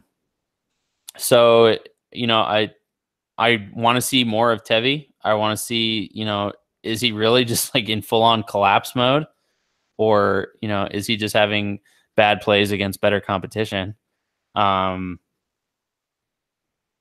Yeah, and just on your point of Tevi, and I don't mean to cut you off, but like Tevi hasn't been good at all, and it seems like there's a backup tackle spot open. Even with Schofield, I think there's still a tackle spot open. But Zach Golditch and Zachary Crabtree have been not any better. Yeah, they've been equally as bad. Yeah, there hasn't been anybody stepping up to try. Like, Tevi has left that door so wide open. Yeah. And nobody else has even found the door. They're kicking the side of the barn asking to come in. Yeah, and Tevi was actually good last year. Like, to his credit, towards the end of the year when he had to do spot duty at right tackle, he was actually impressive. Him and Rochelle, I thought, had like... There was a couple games where he was playing left tackle, and he wasn't abysmal, but he has been awful this preseason. Yeah. I thought he did well enough towards the end of the season to like solidify him as that backup tackle with Schofield, but this preseason he has just not been any good at all. I mean, even in training camp he hasn't been great. But with that said, there hasn't been another tackle that stepped up and taken that on and earned a spot there. So hopefully Tevi can settle down a little bit towards the end of this half, maybe going into game 4. Yeah, that's still a position of need. Yeah. Yeah. All right, kickoff. I don't know Yeah, why. JJ Jones. Sorry, guys. So I just realized I had the video like locked on Kyle, and he's not Oh, there. really? So everybody's just watching They're him just and watching. listening to us? No, they're just watching Kyle's couch because he's not there. Oh, cool. Oh, cool. Well, then I'll put my shirt back on. Cool. Well, all my clothes back on. Yeah, so JJ Jones, obviously the guy who returned the kickoff. We haven't seen any of Artavis. Yeah, We'll I'd like to see them try and get JJ Jones in there at wide receiver because he has not looked good at wide receiver in practice from everything we've seen. And, I don't know if they have the roster space to keep a dedicated, like, returner only. So there isn't Cardell's Gino. Gino's in. All right. Well, that answers that. And interestingly, who just caught the pass, I was just going to say, Andre Patton is the third wide receiver with Jeremy Davis and Artavis Scott. So, no Nelson Spruce. Not that, I don't think either make the team, but he jumped Nelson Spruce. Yep. Well, it wasn't. I guess even JJ Jones as a wide receiver. So Stebbins was saying at practice that Patton was getting a lot of passes in practice this week. It was so that makes sense that he would be the third wide receiver out with all the starters sitting now. So we definitely have the full second team offensive line in now, minus Forrest Lamp. Yep. Interestingly, we still have Sean Culkin at tight end. No Braden Bowman. No Bowman. And we know Cole Hunt isn't playing, so he's out. He's done. He's gone. Yeah. I know Michael Peterson liked him a lot. Yeah. I wanted to keep Cole Hunt just so I could do the abbreviation C.Hunt and just post that in like every article that I ever done. And so it'd be just so everybody reading it would get a kick out of it. So since Michael was a big fan of him, can we call him Mike's cunt? Sure. Why not? Hey, we got a tight end catching a pass. Hey-o. Everybody drink. Tight end caught a pass. Oh, yeah. Let me grab my drink. Almost got face masked. So Culkin, no doubt, tight end too. Going into training camp, it was him and Bowman, but since game one, really, right? Like since game one, it's been the Eckler's job. Yeah. So unless they sign Antonio Gates, it's probably going to be Green, Culkin, and Bowman. Yeah. Because there just isn't another tight end on the roster to do it. No. Yeah. No. Oh, Tevy. Good God. Oh my gosh. Tevy Jeremy dropped it. Rough. Good good pocket awareness by Gino to step out of it and step up in the pocket. That's good. That was a sack if that's Cardale. And Tevy pushed him at the end to kind of get him around the edge, which is good. Who missed the block up the middle? But still missed that was Toner. Cole Toner at center missed that. Oh, man. And that hit that's got to be a catch. Oh, yeah. Jeremy has to come down with that. And usually he does, too. Like, those are the kind of catches he makes in practice all the time. Yeah. So Andre Patton at the bottom of the screen as the gunner. Yeah, it's the gunner. Yep. And then that's Hendy up at the top of the screen. And Adrian Phillips. Patton just stuffed that. He just threw both of his blockers into the returner. Is that the first time we've seen Tripucka? I think they've been alternating. I think Tripucka took the first punt. I may be wrong on that. Oh, okay. Let me go. Well, that was definitely Tripucka there. Yep. All right. I'm going to go take a quick break. Roger that. All right, so let's confirm that. Let's see who...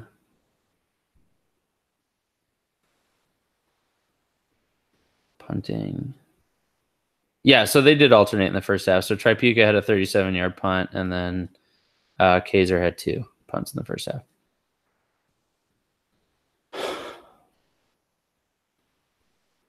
So first series, obviously not great there. Tevy, again, gave it up. Gino just looks more comfortable out there than Cardale, and he just looks smoother. Like he looks like he has a better idea of what he wants to do every play. Obviously more passing going on now. They've already, was that 4 passes? There's 3 passes. So 3 passes. So they already have a third of the passing that they did in the entire first half. So looks like we're going to get a little better look at that.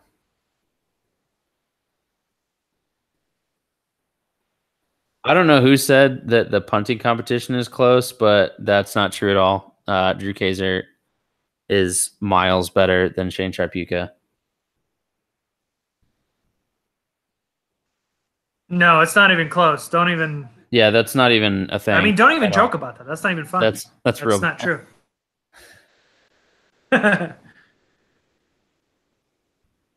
Yeah, so I haven't seen any other developments on what's going on with Melvin Gordon's like family situation. Like so for those of you who missed, Melvin Gordon isn't even at the game tonight. He has some sort of like family situation, and I haven't seen anything saying what is going on there. So hopefully he's all right.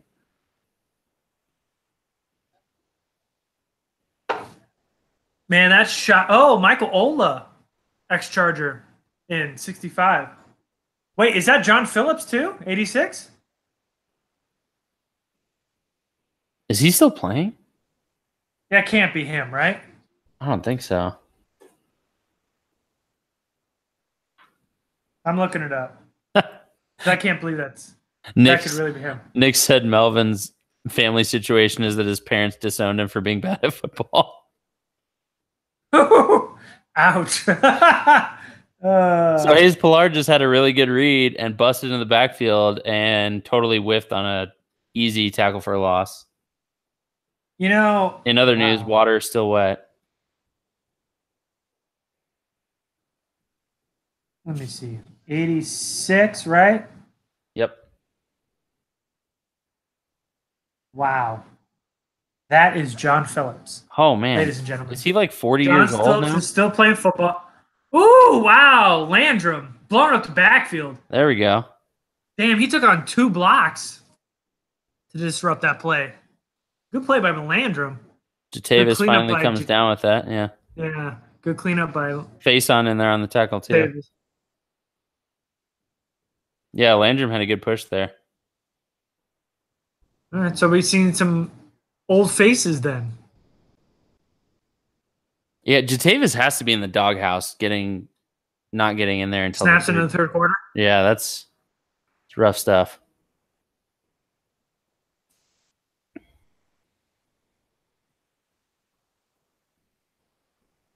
And Jatavis, oh man, on that coverage too. Oh yeah, that was rough. Phillips making a nice cleanup tackle there. 4th down. That was a pretty good defensive series. Better than what we saw there at the end of the second half. Yeah. Adrian Phillips hasn't really done much this preseason. He's been awfully quiet. Well, he's always pretty quiet, but he does all the right things. Well, we usually hear something about him in camp. Oh, so here's J.J. Jones back for this punt. Yeah, but they... Oh, you're ahead of me now? Oh, wow. That was a good punt. Jesus. He made a lot of that, but there's lots of flags. So everyone was holding. Oh, didn't they just pick up a tight end? Oh, yeah, he played for the 49ers. Was it Hanneman, right? No, Hanneman's that safety. It's Ham. Oh, right. Something Ham. Yeah. Not that he's going to make it, but earlier I was like, there's only 2 tight ends even in the race because Cole Hunt hasn't played, but I guess Ham technically is, but...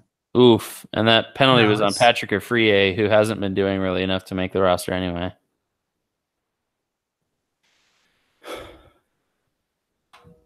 He's a guy I had high hopes for.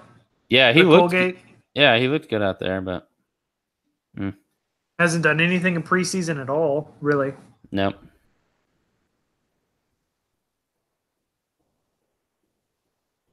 I'm going to remind people we're over here. Charger TKC, where did you find that quote? With what? So he found what he was talking about when he said about the punter competition. there's somebody actually wrote or said, I think the punter job is honestly up for grabs between the two former Aggies. Wow. Give me that link. Well, we weren't calling you a liar, but yeah, but I don't now I'm believe genuinely interested. I need to know who said that. So we could blast them here on the. Somebody is about to have a bad day. Seriously, when Garrett and I were at training camp, watching them punt at the same exact time was hilarious. The difference in the arcs in their two punts was so bad. No, seriously. Who wrote? Put the link in the comments. I'm not kidding. Give me the goddamn link. Who said this?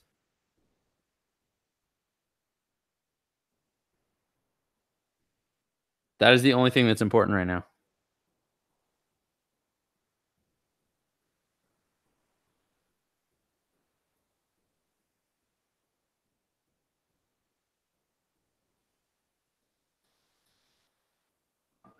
Oh, no, Richard, you're lying. It was not Michael Peterson that said it. I bet. Oh, my God. If Michael said it, he is about to have the worst night ever as soon as he logs into this. Oh, did he? What'd I miss? Michael, wait a second. Either send it to us on Twitter or send it in this link. Oh, my God. It was Michael Peterson. It was in his roster prediction. Oh, dude, Michael is about to have his worst day ever. Please fill me in if we're talking about Michael Peterson. Here, right? He's coming on here? He's coming on here later. Michael Peterson says Drew Kaiser and Shane Tripucka are like neck and neck on the punter competition. Is he stupid? He's all the way dumb. I think you just answered your own question, Kyle.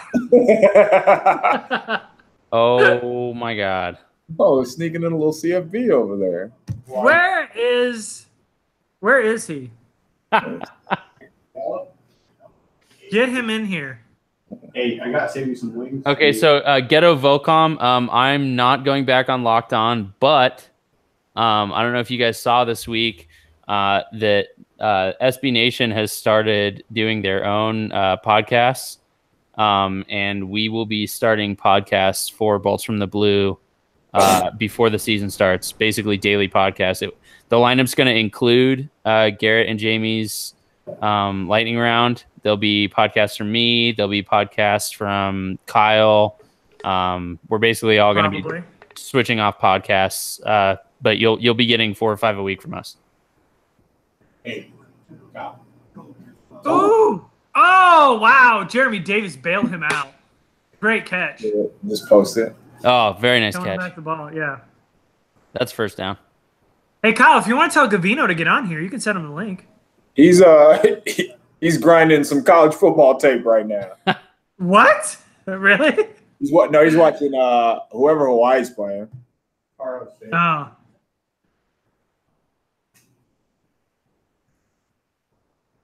He doesn't watch pro football, right? He just watches college? Because that's all I see from him. No, I think he writes for somebody for college draft. That's why. All right, so we still have Newsom in there at running back. Right. Not a bad stream.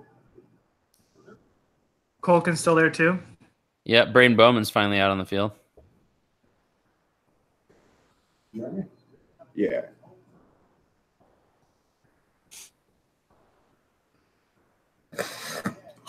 Golden came out of college.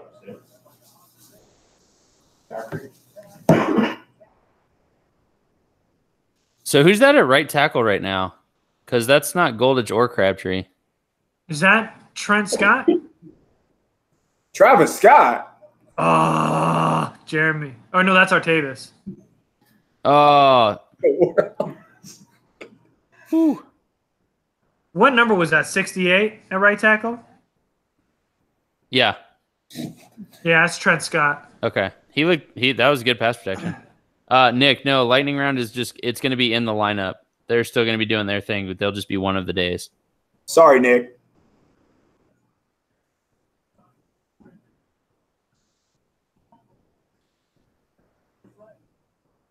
If I was on the side right now. if I was in the stands right now, I'd be yelling, "Put in force, you idiot!" Like as he's clearly in street clothes. Ooh-wee. Oh, Tevy got destroyed again.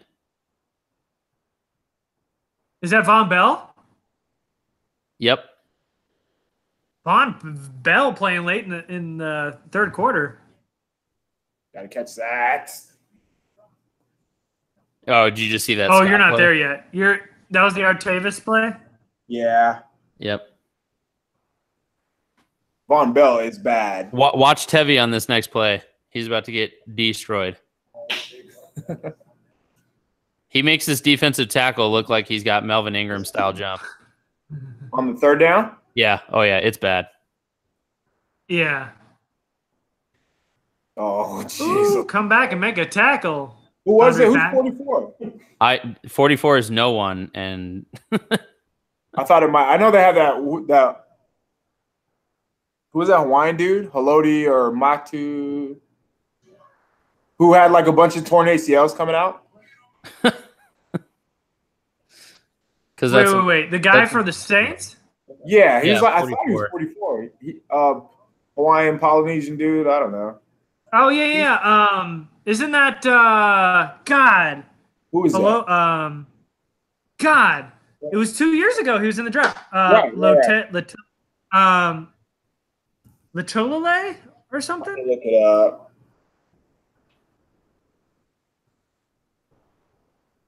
I belted. You feel like drafting in the second round. Yeah. Isn't it like Kakaha? Alohu Kakaha. Yep. Second round. Yeah. That's him. Around 2015. Yeah. Out of Washington, right? Yep. Yeah, I remember him.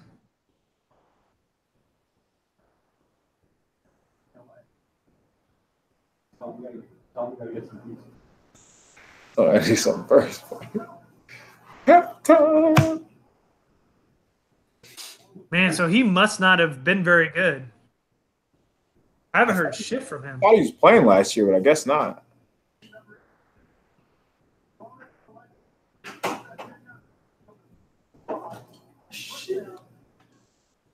All right, I'm going to go grab another beer. Duffy, I know Tevy's your guy, but getting in my mentions trying to defend him is not going to help. He's Take the L. Is it Duffy? Duffy's in my mentions now trying to defend Tevy. He's awful. What wasn't his fault that last play, huh? No, he highlighted the fact, like you pointed it out, that like at the end of that final play there, he pushed the guy past the pocket. Yeah. And now letting speed rushers run the arch isn't getting good. Okay. He's getting beat off the line every single time. He's getting he looks awful.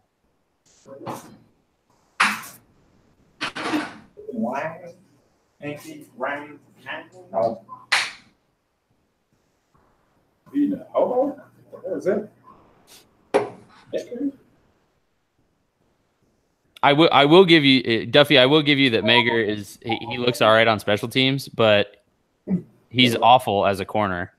And if they're not going to keep J.J. Jones as a special teamer only, they're not going to keep Mager as a special teamer only.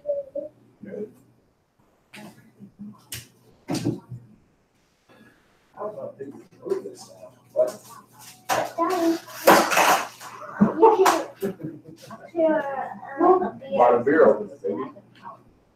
Yeah, I already used it. I want to try. It's great. It's a grand opening. Yeah, go ahead, open it up. No, what? There. There's a whole other box. Hey, so you see this thing that's happening with the Rivers kids? Yeah. I've had a couple beers. I'll talk about it. Someone from the team wanted me to go to that. Oh, really? Yeah. Not anybody you'd expect. Like a guy I haven't really heard of. Must be a new employee or something. But was like, hey, this would be a really great opportunity for Bulls from the Blue to cover something great with Rivers and his kids playing flag football. Was it Felipe Riviera? Is that who messaged you? It was not. But it's like, does that sound like something that is interesting to anybody? I mean, Oh, Noah's you want me to finally in cover? the game. Do you want me to go? Because they're playing in like Temecula or something. They're like an hour north. You want me to go up there and cover Philip Rivers' kids? Is that what you're asking me to do? And he's like, oh no, like it'd be great. It's great PR and it'd be a good movement and you'd be doing us a favor. And I was like, that's all right. Oh, Jatavis. Stinking it up. But it was interesting because I don't get asked to do a lot of things by the team, you know, but for them to do like, hey, this would be a great PR move. You could talk to Rivers afterwards. Like break down his kid's quarterback play? Okay. That was really bad by Jatavis. Landrum had another good rush there, though.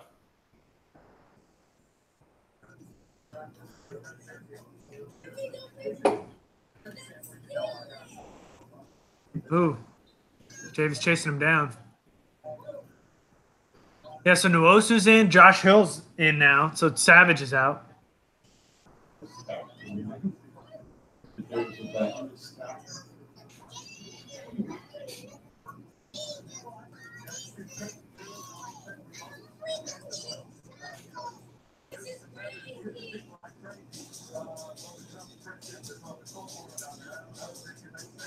How long are they going to beat this Rivers Breeze thing into the ground, man? Why are they still forever? Hey, did you know that Antonio Gates played basketball in college? I did not. Look, show it.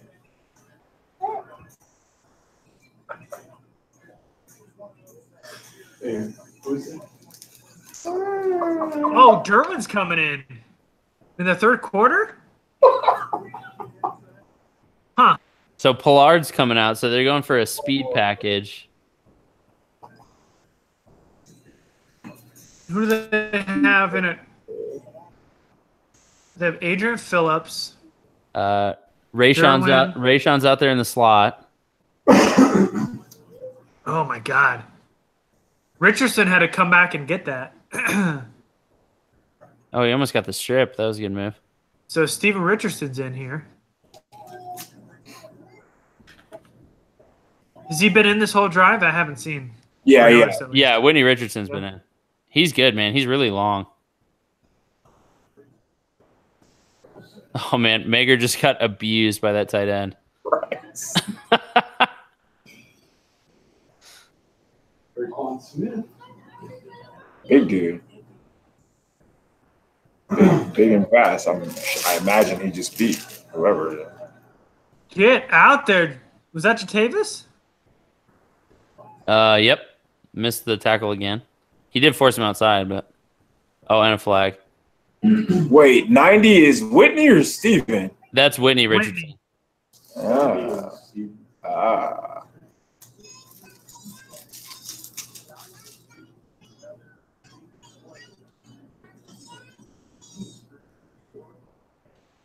Steven's 70, I think.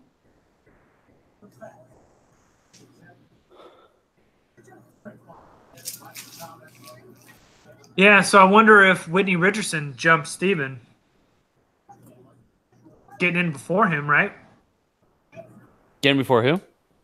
Steven Richardson? No, Steven Richardson, he's playing D tackle. Whitney Richardson is out on the edge.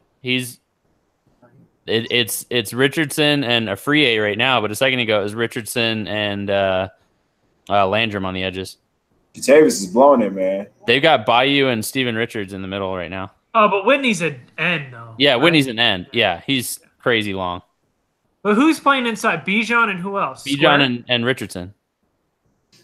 Steven? Yeah. Oh. Stephen.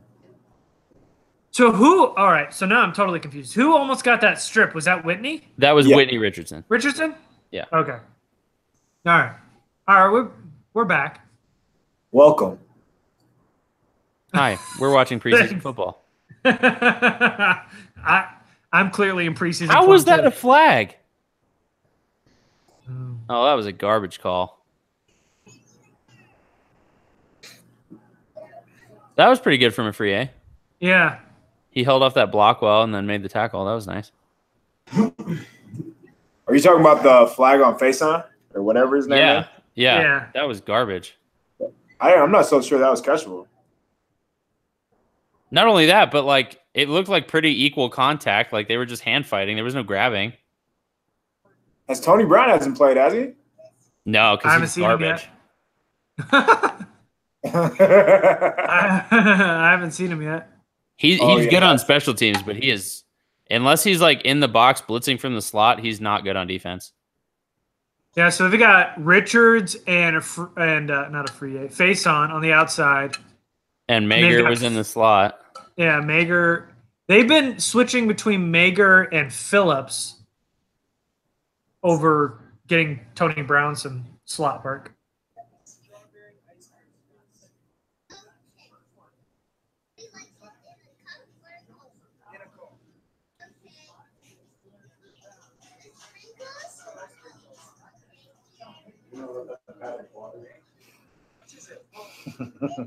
Oh God!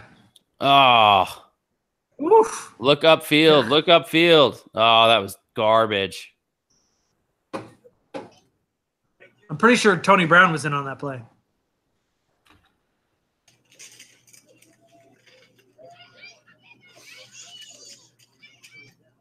Oh no, that was face on 36. So Whitney Richardson decided to come inside. He broke contain. Face on got locked up downfield. Yep. And Rayshawn couldn't get over in time. Nobody was looking at the quarterback. Like everybody on that side. So Faison, Pollard, and Mager were the three guys on that side upfield, and all of them were they were manned up and not looking upfield at all. Which I mean, that's not really super their fault. But Whitney Richardson, I feel like, is probably most at fault there. He should have had contain on the edge. Faison's got to shed that blocker, man. Yeah, man. That's rough.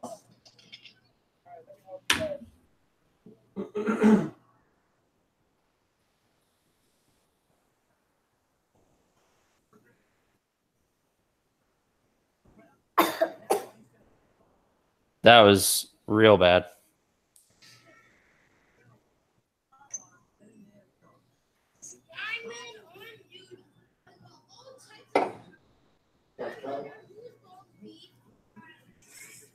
She's such a brat, man.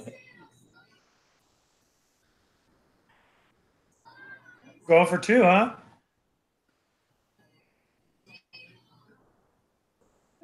Oh, Jatavis. Oh, boy. Oh, he bit. Oh, no, that wasn't Jatavis that bit. He just missed the tackle. Who was that came in and bit hard on the fake? Oh, it was a free A, had a free shot. Yeah, Jatavis should have had that.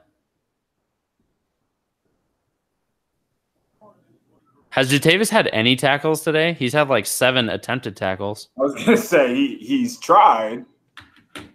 They haven't worked out for him. It's not a good day for Jatavis. And now we know why he's playing deep into the third quarter in the third preseason game. That's rough, man. And why? Kazir White was starting.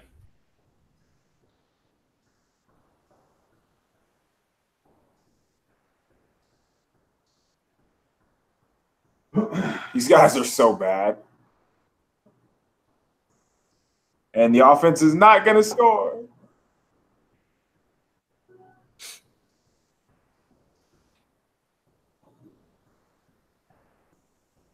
Dang, man. Jatavis is struggling. Yeah, he's struggle busting today. For sure. Really just need like a highlight, like something to happen so we can one more tonight. The Raiders actually have some good ideas. That's why they're one of the best sites. Like what? Well, they have like 3 or 4 writers. They do like takeaways, studs and duds. I feel like we need to do more of those in this regular I don't know how that conversation got really loud, but I'm glad we're a part of Gavino's conversation about the site, whatever site we're talking about. So is Michael ducking us now because he knows we're just going to abuse him verbally when he comes on?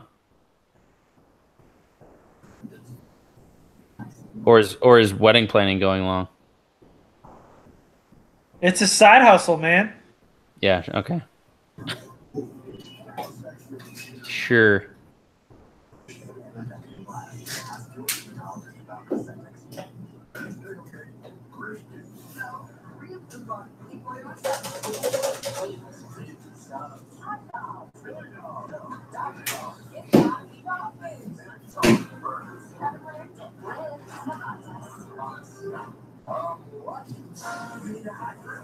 When was the last time you watched a network sitcom / drama? Like a live one? Right, that's it. Yeah, like on CBS right now. I've seen like 3 dramas, and I'm like, there's no way I'm watching any of those No. shows. But I'm trying to think like the last time there's been a good one. So I'm waiting for they're doing like a 24 prequel series, like a young Jack Bauer series, and I'll watch that. Everybody loves This Is Us. I mean, that's on NBC, right? I can't do that. I never liked. So that's like the new like Parenthood, and I never liked Parenthood either. It was just too much for me. And I'm talking like major networks like ABC, NBC, not like AMC where the good ones are, or FX or anything like that. I mean, like, when was the last time a good sitcom drama on ABC, CBS, NBC, or anything that you've watched? I can't think of one. No, I can't either. I watched Gotham on Fox. Oh, shit. Oh, boy. Well, that's something. I like Gotham quite a bit. Oh, boy. What'd you say, Kyle? I said I like Gotham quite a bit. You're gonna like this next play more. You're going to love this next play. If you're a fan of Gotham. Something gets stolen for sure. Riddle me this. Oh, is it getting called back? Is this pass interference? Oh, bailed out. Yep, saved. Marcus Williams.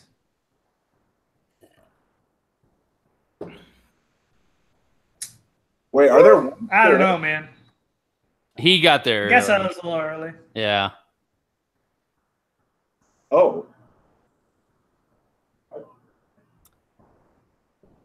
Fun fact, I used to live in the same neighborhood as Craig Robinson.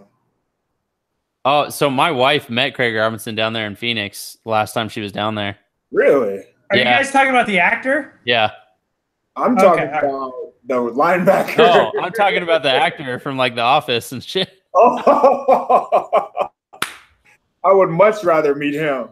She said he was super cool. Like they went over to ask for a picture, and like he was like totally cool to take pictures with like all 12 of them that were there. And then he like sat at their table for a little while and like talked to all of them while they were having brunch. So yesterday at our game, Tebow was there, and so I guess he used to like live with our quarterback, or whatever, and he was standing outside the locker room, and there was like lines of people just lining up to take pics with him. He had to like move around into this basically booster club so nobody would bother him. All right, so Duffy, pay attention. That was a good play from Sam Tevi. Yeah, it was. I mean, it didn't go anywhere because Newsome got drove out of bounds, but yeah. Yeah, but he got downfield in a hurry and made a really good block downfield. That was nice. That looked good. That looked like Sam Tevi from last year. That looked like the flashes we saw last year. You don't need to cater to Duffy. No, I'm just trying to I'm calling it. Like I'm not just trying. I hear you. You're giving him his credit. I get it. You're being fair. Ooh, oh, he almost kept that up. That was nice from Newsome. Yeah. Nicer than what Posey would have been, that's for sure. Okay.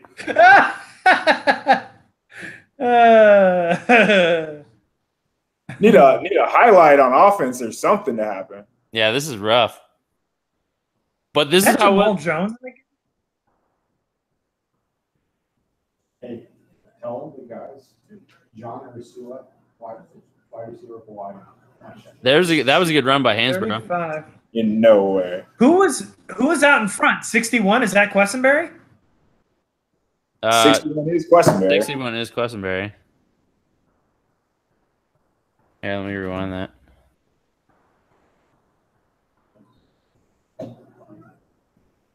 Oh, so do we have that Fubo TV? What is it? Fubo, Fubo. What the? Oh no, what just happened? Gino going to be playing into the fourth quarter.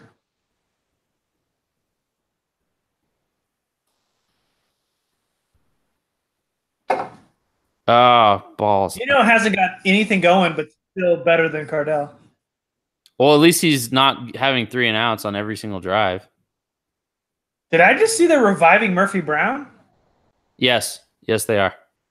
Wow. Because there are literally no ideas left in television or movies. They have run out. Who was asking for more Murphy Brown? No one.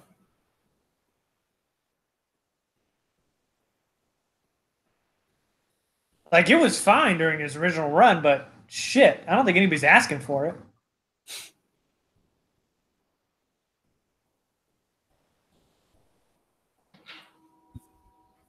That's what I mean, man. Like, even that. Like, I wouldn't watch that. No, not at But all. I guess a lot of people watch that Roseanne reboot. I mean, it's no longer available, but a ton of people watch that. I don't know, man. I can't get with it. I can't get with the major network. I know I'm back on it again, but I just can't think of the last time I watched anything on these major channels. No, like I'm watching like the only like shows I watch as they come out now are stuff on like the premium channels, like all the HBO stuff, the AMC stuff, some of the Showtime stuff. And then because I'm a nerd, I watch like there's a couple anime shows I like that I watch as they come out, but like I'm annoyed at Hulu for doing Castle Rock as like a regular run. Mm. It's annoying. Like they're doing an episode every week, like it's a regular TV network. And it's garbage. Like those streaming services have got to release it in bulk so you can binge watch. yes, well that's the other problem. I've become like a huge binge watcher. Yeah, now. but I'm Like, with you. I still haven't watched like even on the premium channels. Like I haven't watched Westworld yet because I was waiting for it to finish, and then I got busy with some other stuff. So I'm gonna binge Westworld here soon. Yeah.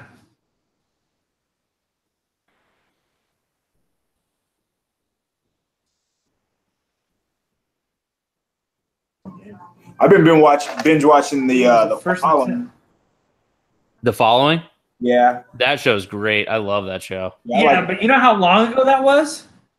No, it definitely was a little bit. It was like 2010 or before. No, that was like 13-ish or 12 because that was coming out while I was in Afghanistan in 2013. Did you watch every season? Yeah, I watched all 3. Yeah, I've watched it before. Usually every year I just binge watch something else. I can't believe with some of the stuff they got away with on that show, like on like regular Fox. Right. It's gory, man. It's rough. Good though. It Yeah, man, I definitely thought that first season was really good. That first season was super good. Yeah, it definitely keeps you like it's not one of those shows where you're just gonna watch one and be done with it. I love that actor too, the guy that plays the bad guy. Who's the killer? James Purefoy or whatever. Yeah, that's his oh name. my God, Gino. Has he been Oh. in anything else? So he's been in a couple other things. So if you ever watch the series Rome, Yeah. yeah, all right. Come on, Gino. If you watch the series Rome, he plays damn it, he plays one of the Roman generals. But he winds up like hooking up with Cleopatra, and he's completely crazy, and it's really fun. And then he was also in that Netflix show Altered Carbon. I've never seen that. Yeah. That's really good. That show's trippy, but you would like that one. Yeah, you're talking about Rome, right, Stanley? Yeah.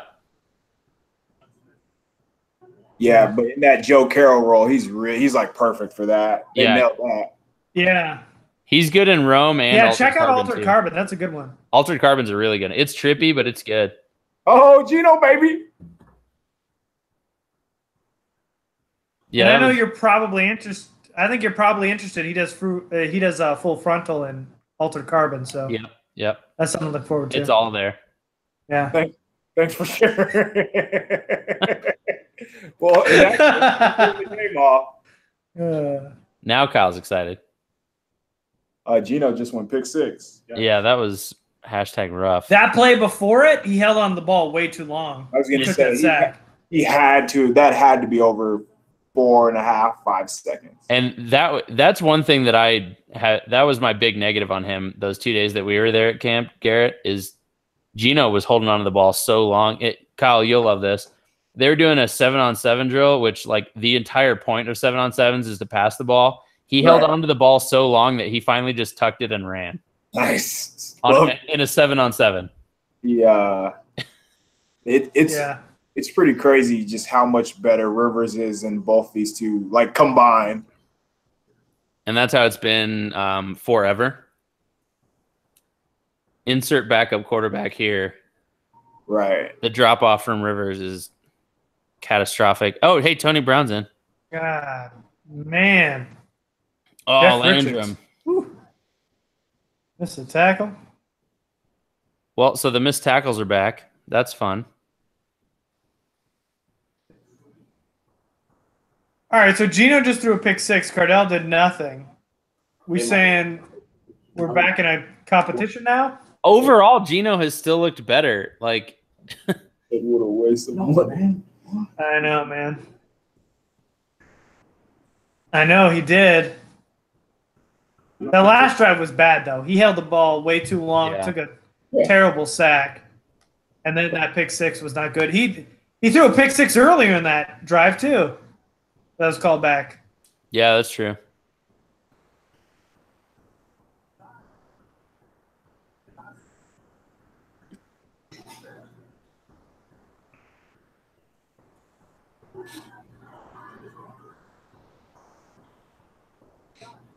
Down. And he returned that 58 yards. Damn.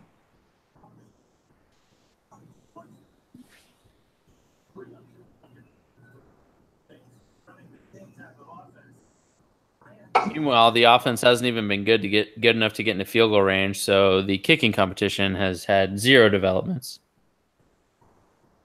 Ugh.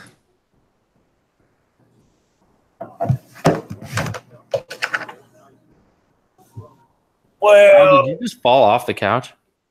Yeah, man, there's some good let's see. Yeah.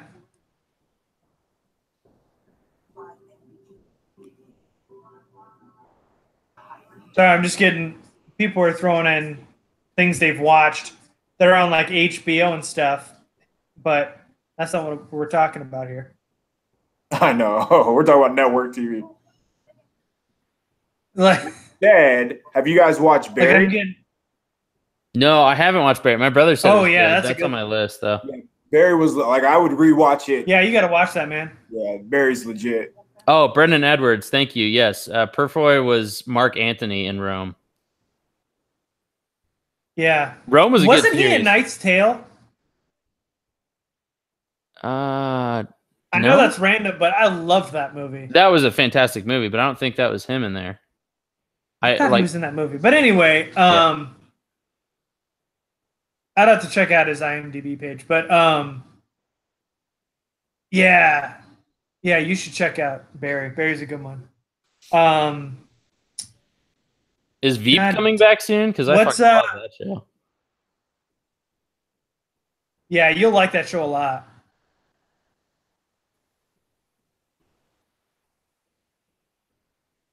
Oh no, he didn't. Nice. What? Hold on. What happened? I'm pulling it up. Hold on. You mean you're going to show us on screen? All right, it's time to play a game, Kyle and Garrett. Guess who tweeted this without looking in the comments? So the first pick 6, which was a bad throw by Geno Smith, was taken back, but he wasted no time in making another one count. From what I heard, Cardell Jones did not have a good game either. I wish we still had Mike Bercovici. Who tweeted that? Oh, who tweeted that? It's Guess. got to be Sammy. Nope. Jamie Hoyle. Negative. I was gonna say that just because ASU. It's our favorite Twitter personality whose tweets have been featured on Bleacher Report. Wait, that's not Sammy? Oh, That's you said Sam, Sammy? right? Oh, sorry. I thought you said Jamie first. No, yeah, that's our boy That's Sam. Sammy all the way, baby. Yeah, dude. Kyle called that at the top. Sorry, I thought you said Jamie. No, yeah, that's our boy Sam. No. Yeah. God, man. I was thinking about, like, when I do start tweeting again, just adding all the stupid people and just, like, tearing them apart. It's like going down a list of, hey, you're an idiot, you suck, you're terrible, you should quit. Man. You know what's great about that is most people on Twitter have a great sense of humor, so they get that when you start attacking them, and they think it's really funny, and they don't take it personal at all. That's this guy right here. I get tore up on the internet, man. Yeah, man. But it's just funny. I don't care. So Stebbins is at the game, and he said Hansbrough just limped off the field after that one of those last plays, and he's getting looked at in the medical tent. Wait. Who? Hansbrough. It's RJ Hill. Is that what that is? Oh my God. Oh, is that why Newsom's still out there? Yeah, that's why Newsom's back out there again. Oh man. Oh, dude. He was a Knight's Tale. I knew he was. What? Where? Oh, he was the guy that died, right? The knight that died. Was he a scrappy dude? No. Or is he the king? Yeah. Is he the king? Or the prince or whoever? He's Is it Orville or Colville or? He's trying to get. Colville. I don't know. Oh God. You're right. That just got. That was Tripucka. Legs taken out from under him. That was a good punt, though. Yeah. And that was a good. That was good punt coverage from Hendy. Boom. Oh, his own player got pushed into him. He got rolled up on. Oh, Jeff Richards. That was Jeff Richards. Yeah. Oh, yeah, he kicked Jeff Richards. Back. Richards probably has a concussion now. Because he got kicked in the head. Oh, man. What else are you guys watching right now? Well, obviously I'm watching Hard Knocks. That's been fun. Seeing just how awful a head coach Hugh Jackson is. I mean, yeah, Hugh.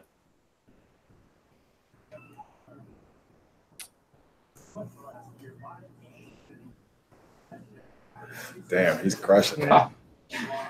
That's it? You're watching Hard Knocks and that's it, huh? Me too. Hard Knocks. Oh, so I'm also watching Hard to Kill on, I think it's on Discovery. It's they've got Tim Kennedy, he's still an active Army Ranger, and he basically it's like an extreme version of Micro's Dirty Jobs, where Tim Kennedy is going and doing like all these super dangerous jobs for a day. So like one episode he was a test pilot. One episode he was a rodeo clown, the bullfighter guys. He was a firefighter for one episode. That's a pretty cool show, showing like all these like super dangerous jobs. That's fun. I'd never even heard of that show. It's pretty fun. Oh, that's cool. Like, because he's just like he's not a normal guy. He's insane. He is not a yeah. But he's like, he has no like training in any of these things. So like, the rodeo clown episode is you're just watching him get abused by these bulls. It's hilarious.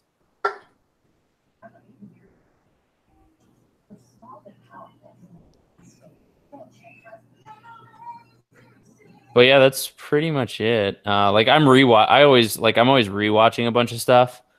Happy Endings was a sitcom. They got canceled way too soon. It's a fantastic show. If you haven't seen Happy Endings, go watch it. You love that damn show. That show is amazing, and I'm still upset that it got canceled. And mostly because once I heard the real story of why it got canceled, like literally the ABC executives hated the show.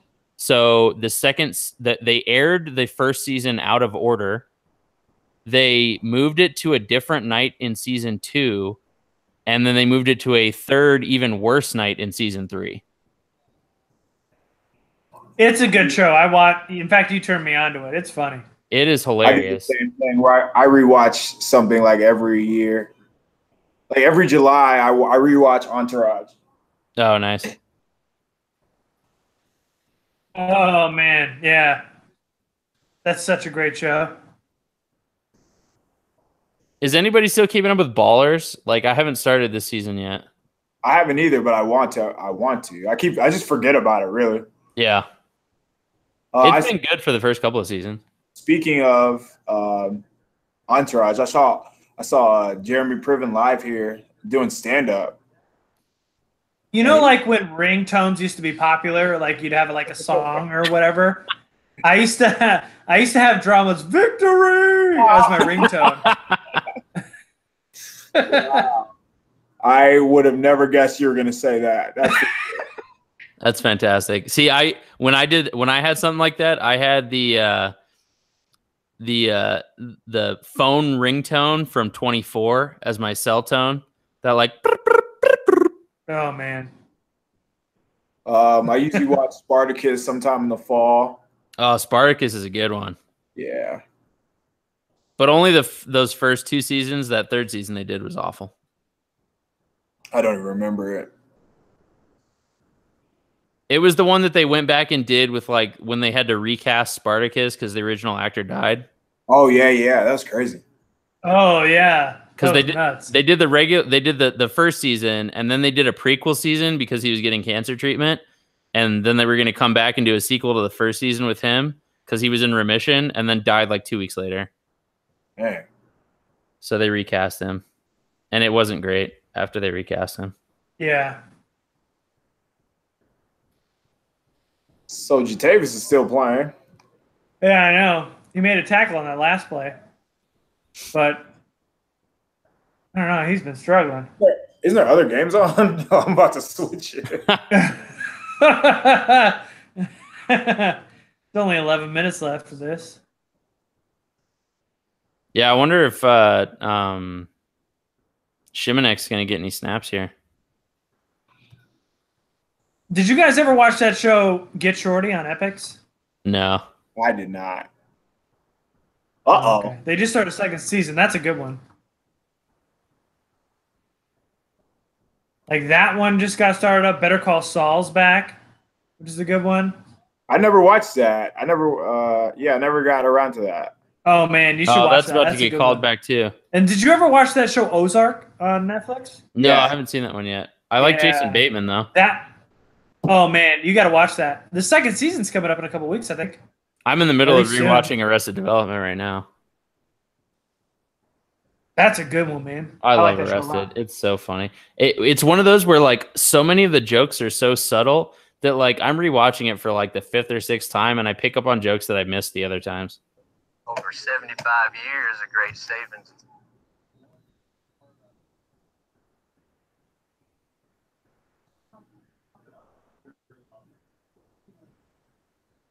So like I got a friend who's like who's like really into comedies, never caught Arrested Development when it started. Oh, look who the fuck it is.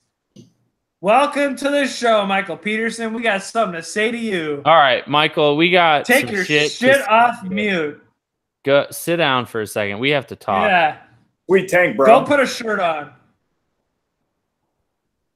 Go put some fucking sleeves on. Take it off mute and let's have a talk. Yeah, it's time to have an intervention. So anyway, until he puts it back on mute, I had a friend who's watching Arrested Development, and anybody who's seen the show where now I'm forgetting the Karate Kid's character is Bob Lobslaw. Bob Loblaw. You know what I'm talking about? Yeah. So he didn't understand why that was funny. And it was like, I was like laughing really hard. And I was like, how do you not think that's funny? and I had to explain that it said blah blah blah. And I was like, how do you not understand? And like, I got into a 15-minute conversation trying to explain that fucking joke. It's not that hard to understand. Blah, blah, blah's blah, blog. Blah, blah, blah, blah, blah, yeah. And I thought that was so fucking funny. But dude, my favorite joke now that I didn't pick up on the first couple of times is the episode right before Buster gets his hand ripped off by that seal. They make multiple references to a loose seal, including saying his mom's name like that because her seal. But then also the subtle thing that I didn't notice before because I had a bad sound system is in the episode before it happens, multiple times they're on the beach and in the background you see the seal in the surf and it plays the little Jaws music. Like you just hear a ba-na. And every time it plays, I lose my shit. All right, Michael, can you speak now? Yeah, for some reason it just kept saying the microphone on my other laptop wouldn't let me like speak and you guys hear me. Oh, that was a good play by most of you. Cool. Okay, so hey, it's time to abuse you.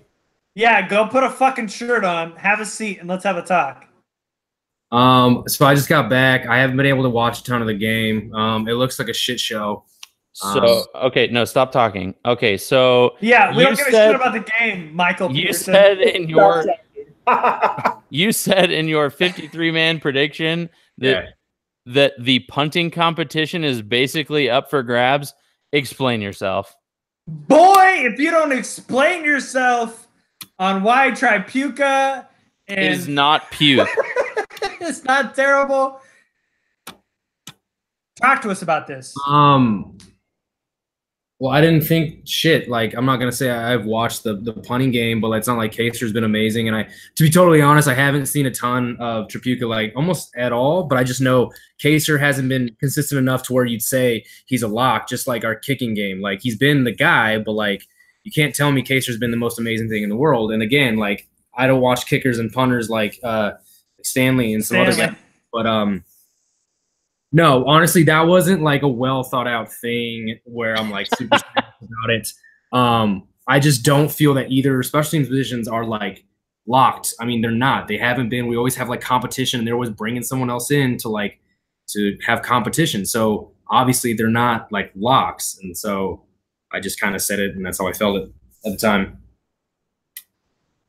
Has Tripucka punted? Yeah. So he's averaging 41 yards a punt. He's had 2 punts less than 40 yards tonight.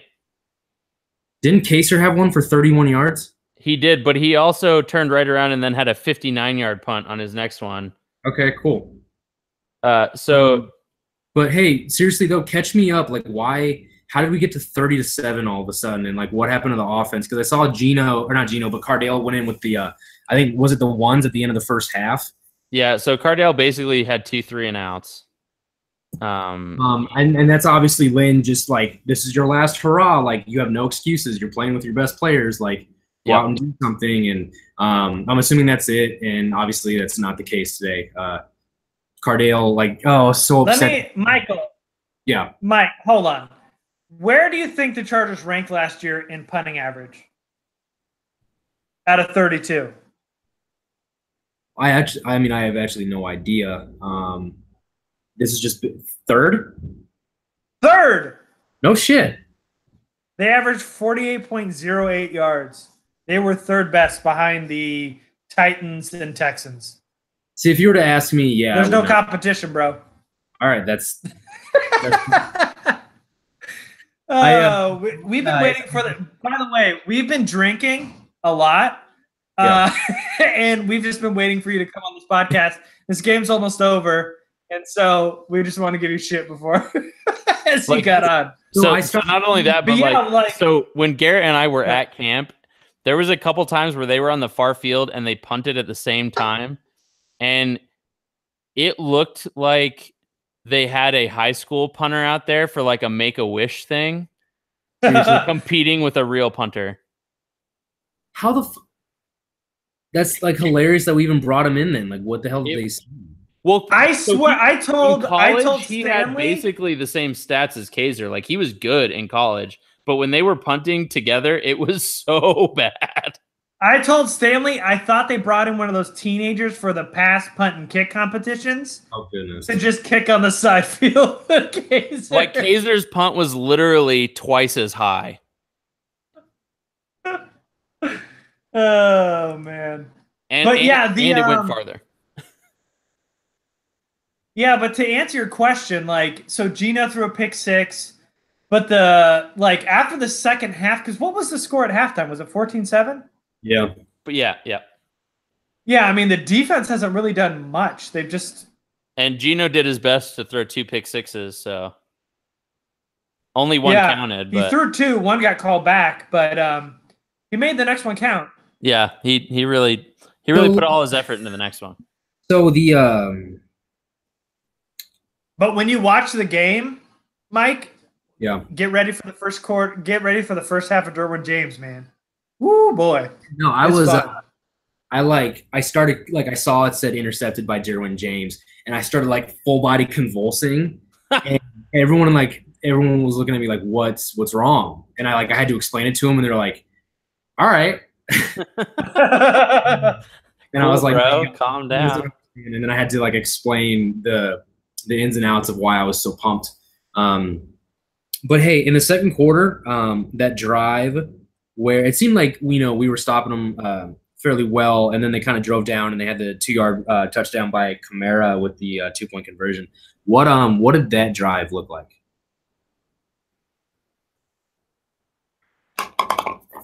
Ooh. Hold on. I got to go refresh my memory. So hold on. I'm just pulling up the drive chart real Sorry, quick. I missed that, Mike. I was watching the play. What'd you say? What happened with the wet drive? Yeah, the beginning of the second quarter where Kamara punched it in from 2 yards out, it seemed like the defense was actually doing really well against the Saints offense. And then that got drive, they kind of it looked like they went right down, punched it in, 2-point conversion, whatever. If I'm not mistaken, that's the drive where they ran a fake punt. Did you see that? I haven't gotten to watch anything. Okay. So they had 4th and 3 and out. Yeah. So the Chargers, if I'm thinking of the right drive, Stanley, stop me if I'm thinking of the wrong one, but I'm pretty sure that this defense is giving up chunk plays and touchdowns. Hey, they stopped them on 3rd down, and then they gave up a play on 4th down where they ran a fake punt. And then they just after that just marched it down the field. Kamara punched it in. Yeah, okay, so yeah. Is that the same play, Stanley? Yeah, so there was the fake punt. Then the play after that, Michael Thomas found a hole in the zone between Denzel Perryman, Kyle Emanuel, and Mager. Yeah. And then Drew Brees had another pass to Ingram and out on the side, and that's when Michael Davis got punched into oblivion. Oh, was that that wasn't Carr, that was somebody else, wasn't it? Not Ingram. No, it was a pass to Ingram. I'm looking at the drive chart right now. Holy shit. Mark Ingram. Okay. Yeah, Mark Ingram. Yeah. Sorry, I should have made that more clear. And then that's when basically Drew Brees just started going down the field. He found Ben Watson open. Kamara had one to the outside where Michael Davis got blown up again. Another quick run up the middle, a pass to Kamara on the outside. So yeah, it was basically they finally realized hey, we have Michael Davis and Craig Mager on the perimeter. Let's take advantage of that. And they just did. So I see Taysom Hill just threw a touchdown pass. The third string defense is I don't even know. They're trash. Well, see the bad part about that too is this third string defense Jatavis Brown is out there and he's just blowing all of these tackles over and over again. So I see Nwosu's out there. Yeah, Nwosu's out there. Rayshon Jenkins is out there. Steven Richardson, Bijan. But then on the outside, we've got Tony Brown's out there. We've got 42, whoever that is, playing the other corner. It's just what's been really bad this game, especially on defense, is there's been a ton of missed tackles again, which sucks. Hey, it's Shimanek time. Wonderful. I just, I don't care about obviously winning, but like the fact that I have to watch the Saints put up, 36 points in my rewatch is not going to be fun to look forward to. So the big thing to keep in mind is like the first team defense gave up those points there at the end of the first quarter, beginning of the second, but it wasn't really the first team defense because it was the first team defense without Joey Bosa, without Darius Philon, without Trevor Williams, without Casey Hayward. Yeah. Like those are Trevor Williams, Casey Hayward, and and Joey Bosa are probably 3 of the top 5 players on defense. So, I mean, it's not a true look at the first team defense. Yeah, by no means. For some reason, I thought the final cut was before the last preseason game, and it freaked me out for a second. It's the day after. Yeah, I looked it up to make sure, but for some reason, I don't know. We got Questenberry, yeah.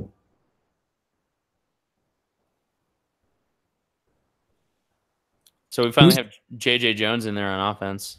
Hey, who's handling the site Twitter account for the game? No idea. I think it's Hoyle, just based on how he sounds. So I saw Newsom scored the touchdown with the ones, which was cool to see. It was a good run, too. Like, it was blocked super well, but it was a really good run. I didn't realize Gordon wasn't playing tonight. Yeah, so apparently there was a tweet right before the game that Melvin Gordon had some sort of, family situation, and so he isn't at the stadium tonight. He's out.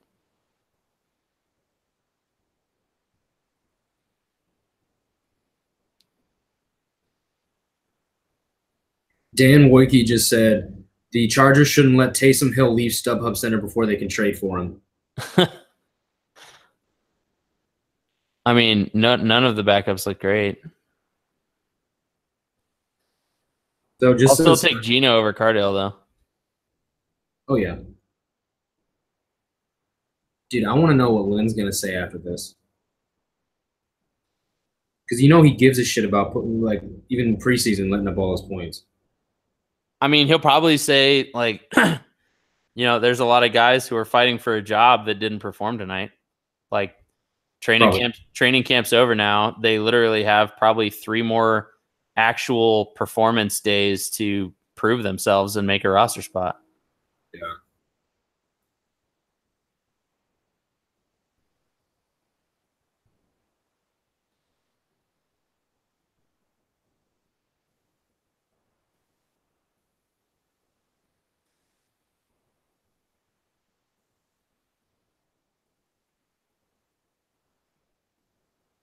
So this preseason kind of went the way it has, I think, at least last year, maybe the 2 years before. I can't really recall, but it's every game the first team offense has played. Usually the first team offense kind of has their way for the start of the game, and Rivers has super efficient, clean stats through his time in the preseason, but then once Rivers is out, it's kind of a shit show. This year was a little bit better. It looked like Geno Smith had a handle on the second team offense. It looked like we had a little more talent around the ball as well within the backups. But this, again, kind of seems like one of those games I remember being almost unable to watch last preseason when Rivers went out. We looked good. We looked like the better team through the first quarter or so. But then, the wheels fall off, and it's almost just unbearable to watch as, nothing's happening. Yeah, so Geno came in, and not Geno, Cardale came in and couldn't do anything with the twos. Whereas, we saw last week when Geno came in with the twos, he was able to move the ball pretty well. But then this week, Cardale came in with the twos, couldn't do anything. Geno couldn't really do anything with the threes. The only good down the depth chart position right now really is running back. Running back pretty much looks good. between Hansborough and Newsom, there's a pretty good fight going on for RB3. But I mean, both so Jeremy Davis and Artavis Scott are trying for that roster spot, and both of them had really bad drops today. It was a good throw by Simonik. Yeah. Oh, for that first down. Yeah. Yeah. Look at Spruce Tree. Yeah, Spruce fought for it. But we haven't seen anything from any of the tight ends past Virgil Green and Sean Culkin. None of them. I don't think any of them have gotten targets tonight. I think there's been one target to a tight end tonight. No, that's super funny that you bring that up because let's take a step back. So we're almost at the end of preseason game 3. Can you even think of one time you saw a tight end catch a pass? Yeah, Sean Culkin had a 4-yard reception tonight, and that was literally the only target for a tight end.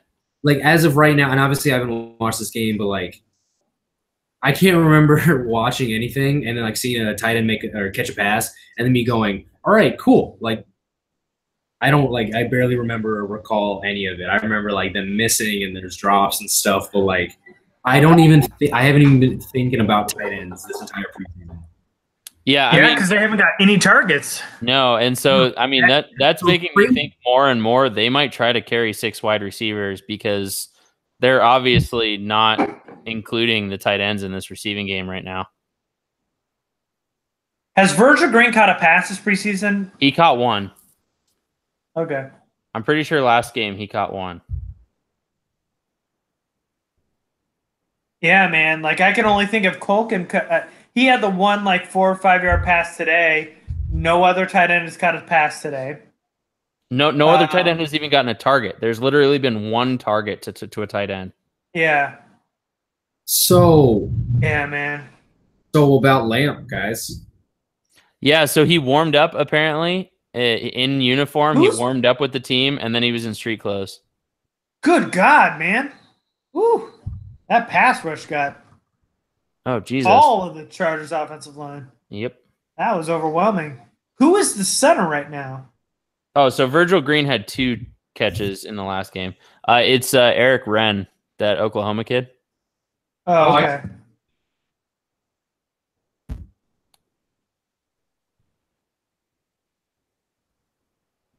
Be right back.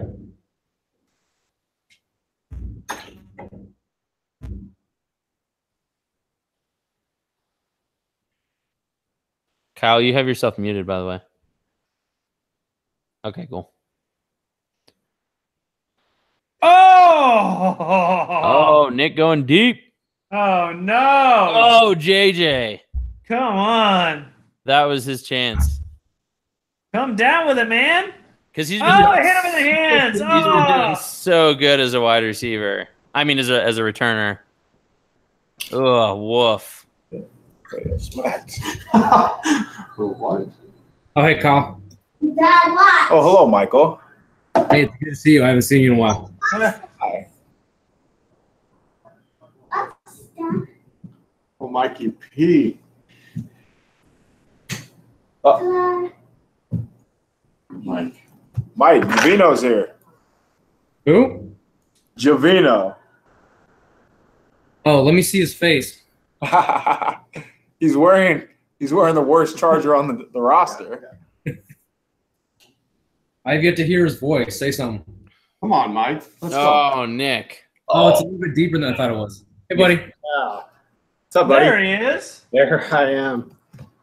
Kelly, right here. So anyways, Who are you watching tonight from Hawaii? John Ursua, wide receiver. Fake name. the running back that the team thick running back. Zach Goldich is out of Colorado State. I don't want to see my papa. He's also trash. Yeah, I know. I actually had pretty decent hopes for 1 or 2 of the UDFA linemen, and that's been the least talked about headline the entire preseason. Not a single offensive lineman UDFA has had a minute. Who did you like? You liked Crabtree? Trent Scott? I like Chris Durant. No, Chris Durant. Dude, Yeah. his film at William & Mary was really good. I don't think he even played tonight. Zach Crabtree had the worst film I'd seen scouting of all of last year's offensive linemen, and Durant was solid. And so I really thought Durant was going to be a guy. All right, so the Saints are kneeling it out now, so the game's pretty much over. So, Michael, you didn't see any of the game, so you just be quiet. Garrett, what are your final thoughts? Well, I mean, the only thing that mattered was the first, 2 quarters, a quarter and a half. Seeing Derwin James. I don't know what Kyle was talking about. I'm muting him. That's fine. Good call. You should have done that earlier. Seeing Derwin James cut it loose was so awesome, man. Yep. Just a glimpse of how good he really is. Seeing Newsome is great. I think, probably him and Hansborough have been head-to-head for most of the camp, but there's no doubt Newsome's the guy now. I mean, I don't know. I get you drafted Justin Jackson. He's got that high profile, but you got to keep Newsome as your third running back, and I would just shut down Justin Jackson for game 4 and hope he can sneak him on the practice squad without giving some tape away for other teams to see. Yeah. I think even though Geno didn't really do great, Cardell just did not look good at all. Again. And even with as bad as Geno looked, it's not like Cardell could have kicked the door open and made the competition a little bit closer. I think Geno still is quarterback 2. And Jeremy Davis or Tavis Scott, both bad drops today. Yep. They're both guys that are neck and neck that could really have maybe pushed them over the edge a little bit today. Neither of them did much of anything. So that was a little bit disappointing. And, like we talked about at halftime, it's interesting that, guys like Kaiser White getting the start over Jatavis Brown, who struggled today. Kyle Emanuel getting a shot to try to prove himself. Cardell Jones having a shot to prove himself. Both not really doing a ton. Nwosu was kind of quiet. And, yeah, I mean, it'll be interesting what they do with 53. I think it's kind of made a lot of their decisions for them today. Yeah. When you're talking about some of the guys that are on the fringe, I don't think anybody really made a case for themselves to start over other guys. Yeah, I don't think anybody really stepped up in a huge way to say hey, I belong on this roster today, other than Detrez Newsome continued to contribute the same way he has been through all 3 games. He's been consistently good. Sean Culkin continued to make the point that he deserves to be tight end 2. He had some good blocks. He made his 1 catch. He did what the team asked him to do. Geno had his opportunity, completely failed. Austin Eckler continued to look like RB1. So let's just make that happen. Yeah. The Chargers never got in position to let a kicking competition of any kind happen. Caleb Sturgis had the opportunity to kick 1 extra point, and that was it. What was it? So, I'm going to hijack this for a second, but so, and Anthony Lynn said, when he was being asked about kickers about a week and a half ago, they asked him hey, it looks pretty even in practice. How's that going? And he basically said practice is practice. I want to see how they do in the games. And then you get a game like this where the offense is just so inept that they don't get a chance to do anything. And so how are you going to make that decision? So, maybe next week we'll finally see more of it. We'll see an end to this competition. I mean, at this point, I think they're just going to go with Sturgis because they gave him more money. And then, like we said on defense, the run defense, especially in the middle on the defensive line, is still a concern. Nobody is really stepping up and pulling their weight there. Maybe things will be a little different when Joey Bosa is back in the lineup and they have to double team on the outside. And so Brandon Mebane and Darius Philon, maybe they'll get more one-on-one matchups and be able to do something. But right now it looks awful. Jatavis, not only did he not step up and make a case to be back in the starting lineup, but he looked like he doesn't belong to be a backup. He missed, I would say, probably 6 or 7 tackles tonight. He was in position a couple times, but man, he looked bad trying to bring people down.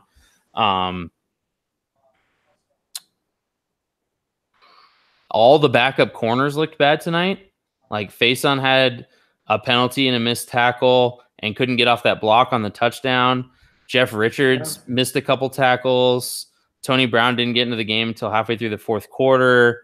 None of the bottom, like Craig Mager is going to make it by default now because none of those guys stepped up and said I deserve to be on this roster.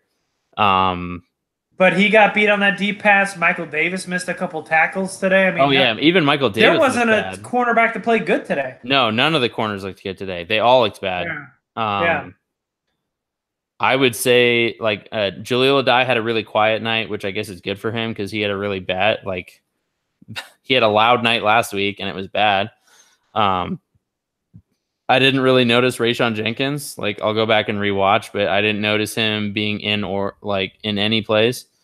He played towards the end of the game today, by the way. Yeah, he played a lot, in the third and fourth quarter. Yeah. Hayes Pollard was in position a lot tonight. He looked like he was making good reads and getting in position, but none of the other guys looked good. Like I said, Jatavis looked bad. I don't even think Hines got any snaps today. I saw Hayes. I saw DeZubner getting a couple snaps near the end of the game, but DeJuan Hines didn't really get any snaps. I saw him on special teams, but that was about it. What it's worth, ESPN Fantasy says that Gordon didn't play tonight due to a family matter. Yeah, I said Yeah, we talked about it earlier. Yeah, he had some kind of family emergency that he had to attend to or something. So, Steven Richardson and Bijan, I didn't really notice them doing a whole lot in when they came in the game. Tonight was probably the worst of the 3 preseason games from a performance standpoint. Outside of the first team offense, and I'd say the first drive and a half on defense, nobody looked good. No, everybody struggled. It was tough. And, I'm still concerned about the middle of that defense. And I know. And it's weird that they haven't brought anyone in. I know we keep saying Hankins and there's just something weird that, that isn't being publicly said about him right now because he's had 3 workouts with teams and nobody has signed him. My theory is following him because I wanted the Chargers to sign him last offseason. And he was a guy who was fighting for his money, and he wanted Damon Harrison money. And we kind of talked about it last time we talked about him, but he wanted Snacks money, and he was not getting that at all. And so he got a pretty hefty deal in Indianapolis, but then they just cut bait after year 1. And something tells me that he's probably holding out for not a rich deal, but something worth his while. And I don't think anybody's willing to give that to him right now. Who's going to give him a big deal right now as far as we are in preseason? Nobody. But I think he's kind of overvaluing himself a little bit, and this is just a guess. And I just don't think he's willing to sign unless he gets the money. And as far as the Chargers are concerned, if you're talking about, the middle of the defense is their weakness, right? If you're talking about something that could help really take this defense to the next level, and I know it's cliche to say, but a top 5 interior run defender, and Jonathan Hankins, I wouldn't mind shelling out not a ton of money, but a little bit extra than you would on a veteran minimum or something you're willing to give guys right now. So post June 1, cutting Brandon Mebane is $1 million in dead cap, but frees up $4.5 million. I'd give that 4.5 to Hankins. They could trim a lot. They could trim with Legit. They could trim with Benjamin. They could trim with Mebane. Yeah, there's a lot of veterans that are kind of on the bubble that are. They can even trim with Barksdale, and not that they're going to do that with any of them. But I'm saying if you wanted to cut, and they have enough cash to give Hankins a little bit of scratch. They have $9.1 million in cap space right now. You could free up 4.5 cutting Mebane. You could free up I mean, if say Aguayo wins the kicking competition, you can free up another 1.25 cutting Sturgis. Adrian Phillips frees up $1 million if you cut him. They won't, but I mean, there's a lot of places to free up money right now that are there. Yeah, and Telesco is a guy that likes to get his deals late, and maybe he's just waiting for cuts, and maybe he thinks that there's an interior defender that'll come by that it's going to be better than what they have, because there's no help coming. You could say Justin Jones, but he's not going to be playing 0 or 1 tech very often. No, and he's going to be more behind Darius Philon. Right, yeah, and he's not going to break the starting lineup after having played 0 snaps so far in the preseason. I don't even think he's practiced in 2.5 weeks. Yeah, he's more of a 3 tech. So and we've talked about. I mean, Damian Square is undersized for that 0 tech. I just don't. He's flashed, and that's because he's got speed on the inside, and I get it. But he's not going to anchor the middle of that line. And maybe they have a plan that there's going to be some guy that they can trade for, or a guy that they know that's going to get cut that they can pick up later. But there's no help coming, and there's confidence in the middle of that defense at all. Yeah, they've got to do something there. I mean, what they've gotten through 3 games so far has not been good enough to carry into the season. And I mean, Corey Liuget has actually flashed. Like, he's looked better than I thought he would, but he's gone for the first 4 games. He's suspended. So you can't go into the beginning of the season with relying on Damian Square and Darius Philon and Brandon Mebane in that middle. Like, that's not good enough. They need to do something there. So if Telesco's waiting for this round of cuts, if maybe he's considering trading somebody, I mean, like, so we saw a rumor come through the other day, and we kind of talked about it in our internal Slack, but that the Patriots might be interested in trading for a wide receiver. And so we kind of like casually looked at their defensive line, and because Tyrell Williams was one of the names that got thrown out there, that, like, I mean, maybe there's some sort of trade possibility with somebody for a defensive tackle, but they have to do something, because it's not good right now. And just putting Joey Bosa back in the lineup is not going to be enough to help. Yeah, I know Posey's a big fan of Danny Shelton, so I think maybe if there's a cut there, he might want to pick him up. Yeah, I know he's muted right now, but I know he's a huge Shelton fan. Posey would pound the table for Danny Shelton for sure. Oh yeah, definitely. He's not even on camera; he can't even hear me. But for those of you who aren't picking up on the sarcasm, that Kyle Posey. Yeah, feel free to tweet at Kyle Posey. He's at KP_show. He would really love to see Danny Shelton highlight GIFs and tweets. Yes. Oh, absolutely. Yeah. So just flood his mentions with those. Mike, you got anything you want to add while we're here? I mean, again, like you guys already said, I didn't see much of the game. I guess if anything, I still feel like this preseason is eerily similar to last preseason, again, where first team does look good regardless of the fact that we have some starters missing. I don't think they look too bad out there to start each of the last couple games. It's just we just can't really care how the rest of the game goes. Now there's the obvious question marks, position battles and stuff like that. Guys that we really, really are rooting for, example, Jatavis Brown, such a good rookie season, bad sophomore season, and looks just not the part so far this preseason. I think the 53 is going to be a little more scrambled than any of us can think. I know I just did a 53, but and as many flaws as that seemed to have had this week, like I just got bombarded with questions and stuff about it and I'm not going to lie, I did that shit real quick. But I, at this point, as confident as I was doing the last 53 prediction, I feel nowhere near as confident now after this third preseason game and seeing what the staff has done and who was playing with who. So, man, it's just so far up in the air. I don't know how you guys feel about this potential 53, but I am so confused. Yeah, like we've been saying, there's a couple veterans that we might see a couple of those surprise cuts this year. Like, I mean, there's some guys like Adrian Phillips. I don't know if he's a lock right now. We mentioned Kyle Emanuel. We mentioned Hayes Pollard. I mean, Travis. I don't think any of those guys get cut. Travis Benjamin is a surprise. Is a guy we might see get cut.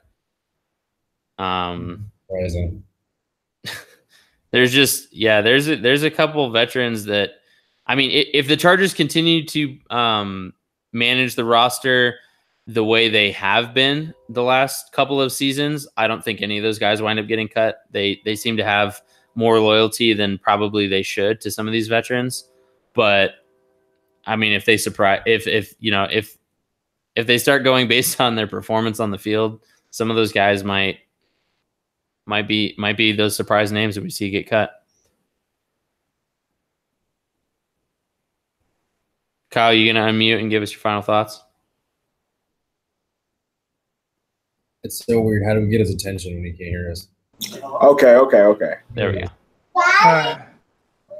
First off, give us your thoughts. Everybody's talking about how much you love Danny Shelton. Tell us about his biggest strengths and what you like about him on the roster. His biggest strength is that he's not going to cost a lot of money. Uh-huh. Other than that, I don't got much positive to say. He's a first rounder that was traded for a third rounder. What else do you need to know? That's how I evaluate. What are your thoughts from the game today? I mean, you watched the whole thing. I don't think you can. There's not much to take away just because both of the starting corners were out. Bosa was out. We all know that the interior run defense isn't going to be good no matter what. They're going to have to just rely on turnovers and hold people to field goals instead of 7, just like last year, basically. But I don't think there's much to take away. Linebackers still aren't very good. I thought that we would see more Nuosa early on, but unless it's just like holding back or just being vanilla on purpose. Yeah. Obviously, it was good to see Derwin play fast and just play like we thought he would. Offense, man, I would say that Newsom really might have a shot. Is RB3? Yeah, obviously get like a carry or a touch or earn a couple touches a game, even if it's like 3. But yeah, I think he's definitely going to make the roster, and Cantrell and Jackson 6 and 7 are out of there. Oh, okay. Yeah, not much though. Besides that, man, I think they're going to score a lot of points this year. I don't think the defense is going to be as good this year, though.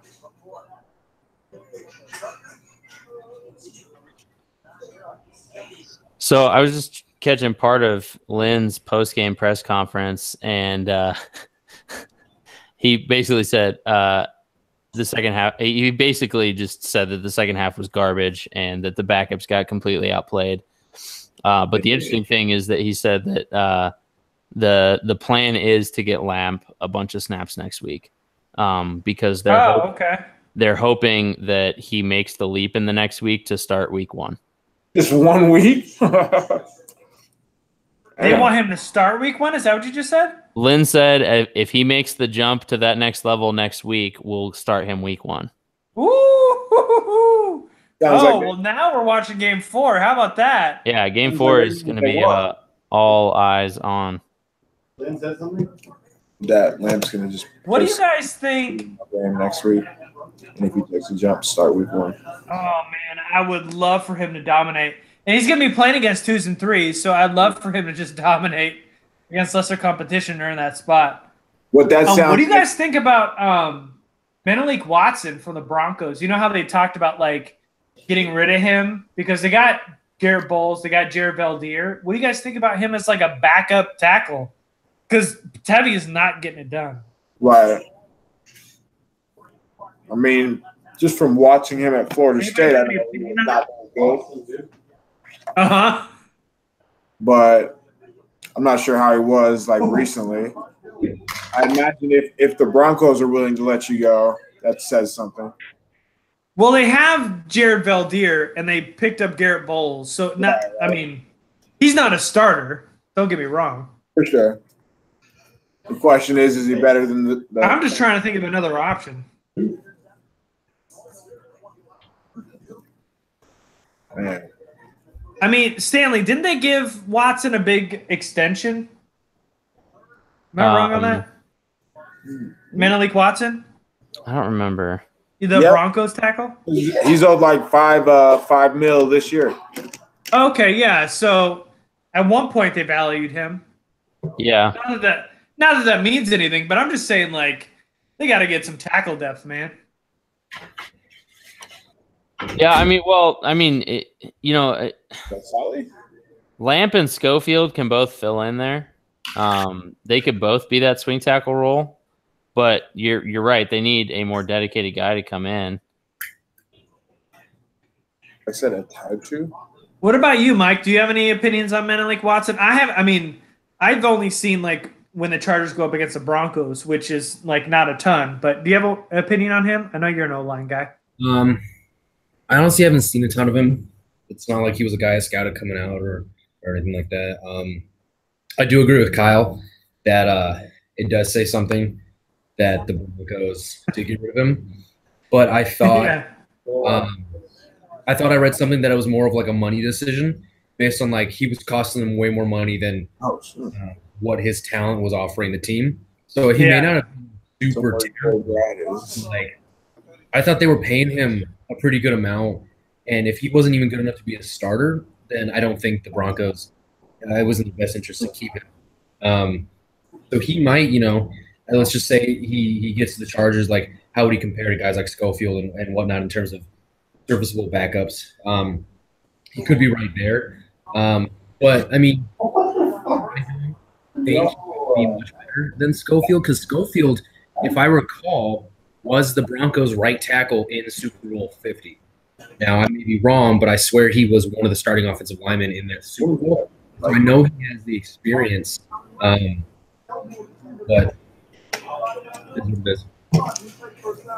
looking at NFL 1000's right tackles, Watson was 48th overall. Out of 49.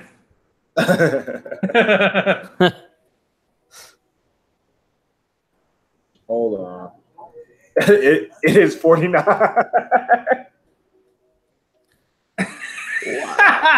Hey, so a couple more quick things, interrupting real quick. A couple more quick things from Lynn's press conference. He said that Joey Bosa will absolutely be ready for week 1, and if today was a regular season game, he would have played. Nice. The other thing he said was they asked him about like the fact that we didn't really get to see a kicking competition at all today, and he said that Sturgis showed good leg strength on kickoffs, which he hadn't done this preseason yet, because Aguayo had done all of the kickoffs, and so I'm starting to think that it's going to be Sturgis. They've pretty much made up their minds already. Whatever it is, just keep one of them. I could give a shit less who it is. Just keep one. But keep the other one on speed dial. Yeah. Schofield was 47, by the way. and that's what I was gonna say. It feels like a Schofield thing. Like you gotta cut costs. He's like buried on the depth chart. You got better starters, but if you can pick him up when he's getting cut as a backup and holds it down if need be, then fine. But with how Tevy's played this preseason, I don't have any confidence in him being able to play right or left tackle in a pinch. So anyway, that's the only name I could think of as a backup tackle. I'm sure there's more, but I guess we'll see when cuts come. Yeah, I think they're going to have to make a couple of moves when cuts come. I think defensive tackle and swing tackle have to be on their list of people to possibly bring in, because I mean, all the other positions, like there's depth guys that we could bring in. I mean, you could always bring in somebody down the cornerback depth chart. Like maybe they finally decide to bring in like a true free safety. But yeah, those are the two that they really have to keep a really good eye on.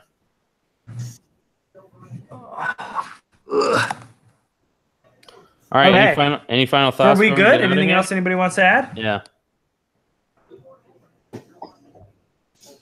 Not me. Nope. Pretty solid. I'm gonna watch the game and obviously have my thoughts out later this week in a couple different posts. But I think we should, be content with how the first team played and just play the waiting game on the rest of it, on the backups, and who's going to make the final cut. Yeah, I think that about does it. Thanks everybody who was watching. Thanks everybody who's still watching. Again, I'm Matt Stanley, Apple Fan in Denver on Twitter. I'm Gavino. Catch me at Gavino, whatever the hell his last name is. Borquez or whatever, however you pronounce that. Michael Peterson. You can catch me at Zone Tracks, but when I'm on the dark web, I'm at KP Show. And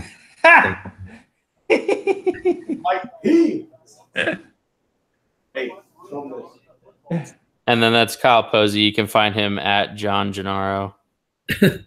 My MySpace is myspace.com/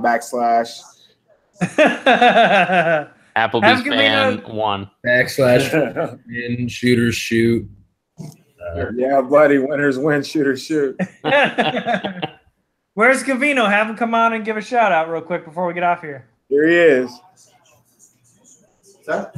They want you to say something. Oh shit! What, my Twitter name or what? Yeah, man. Yeah. No, your LinkedIn.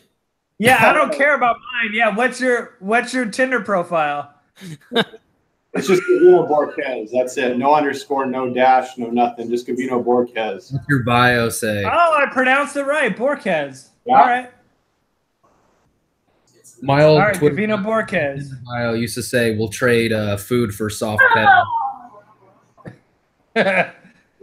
All right. Thanks, everybody. Later.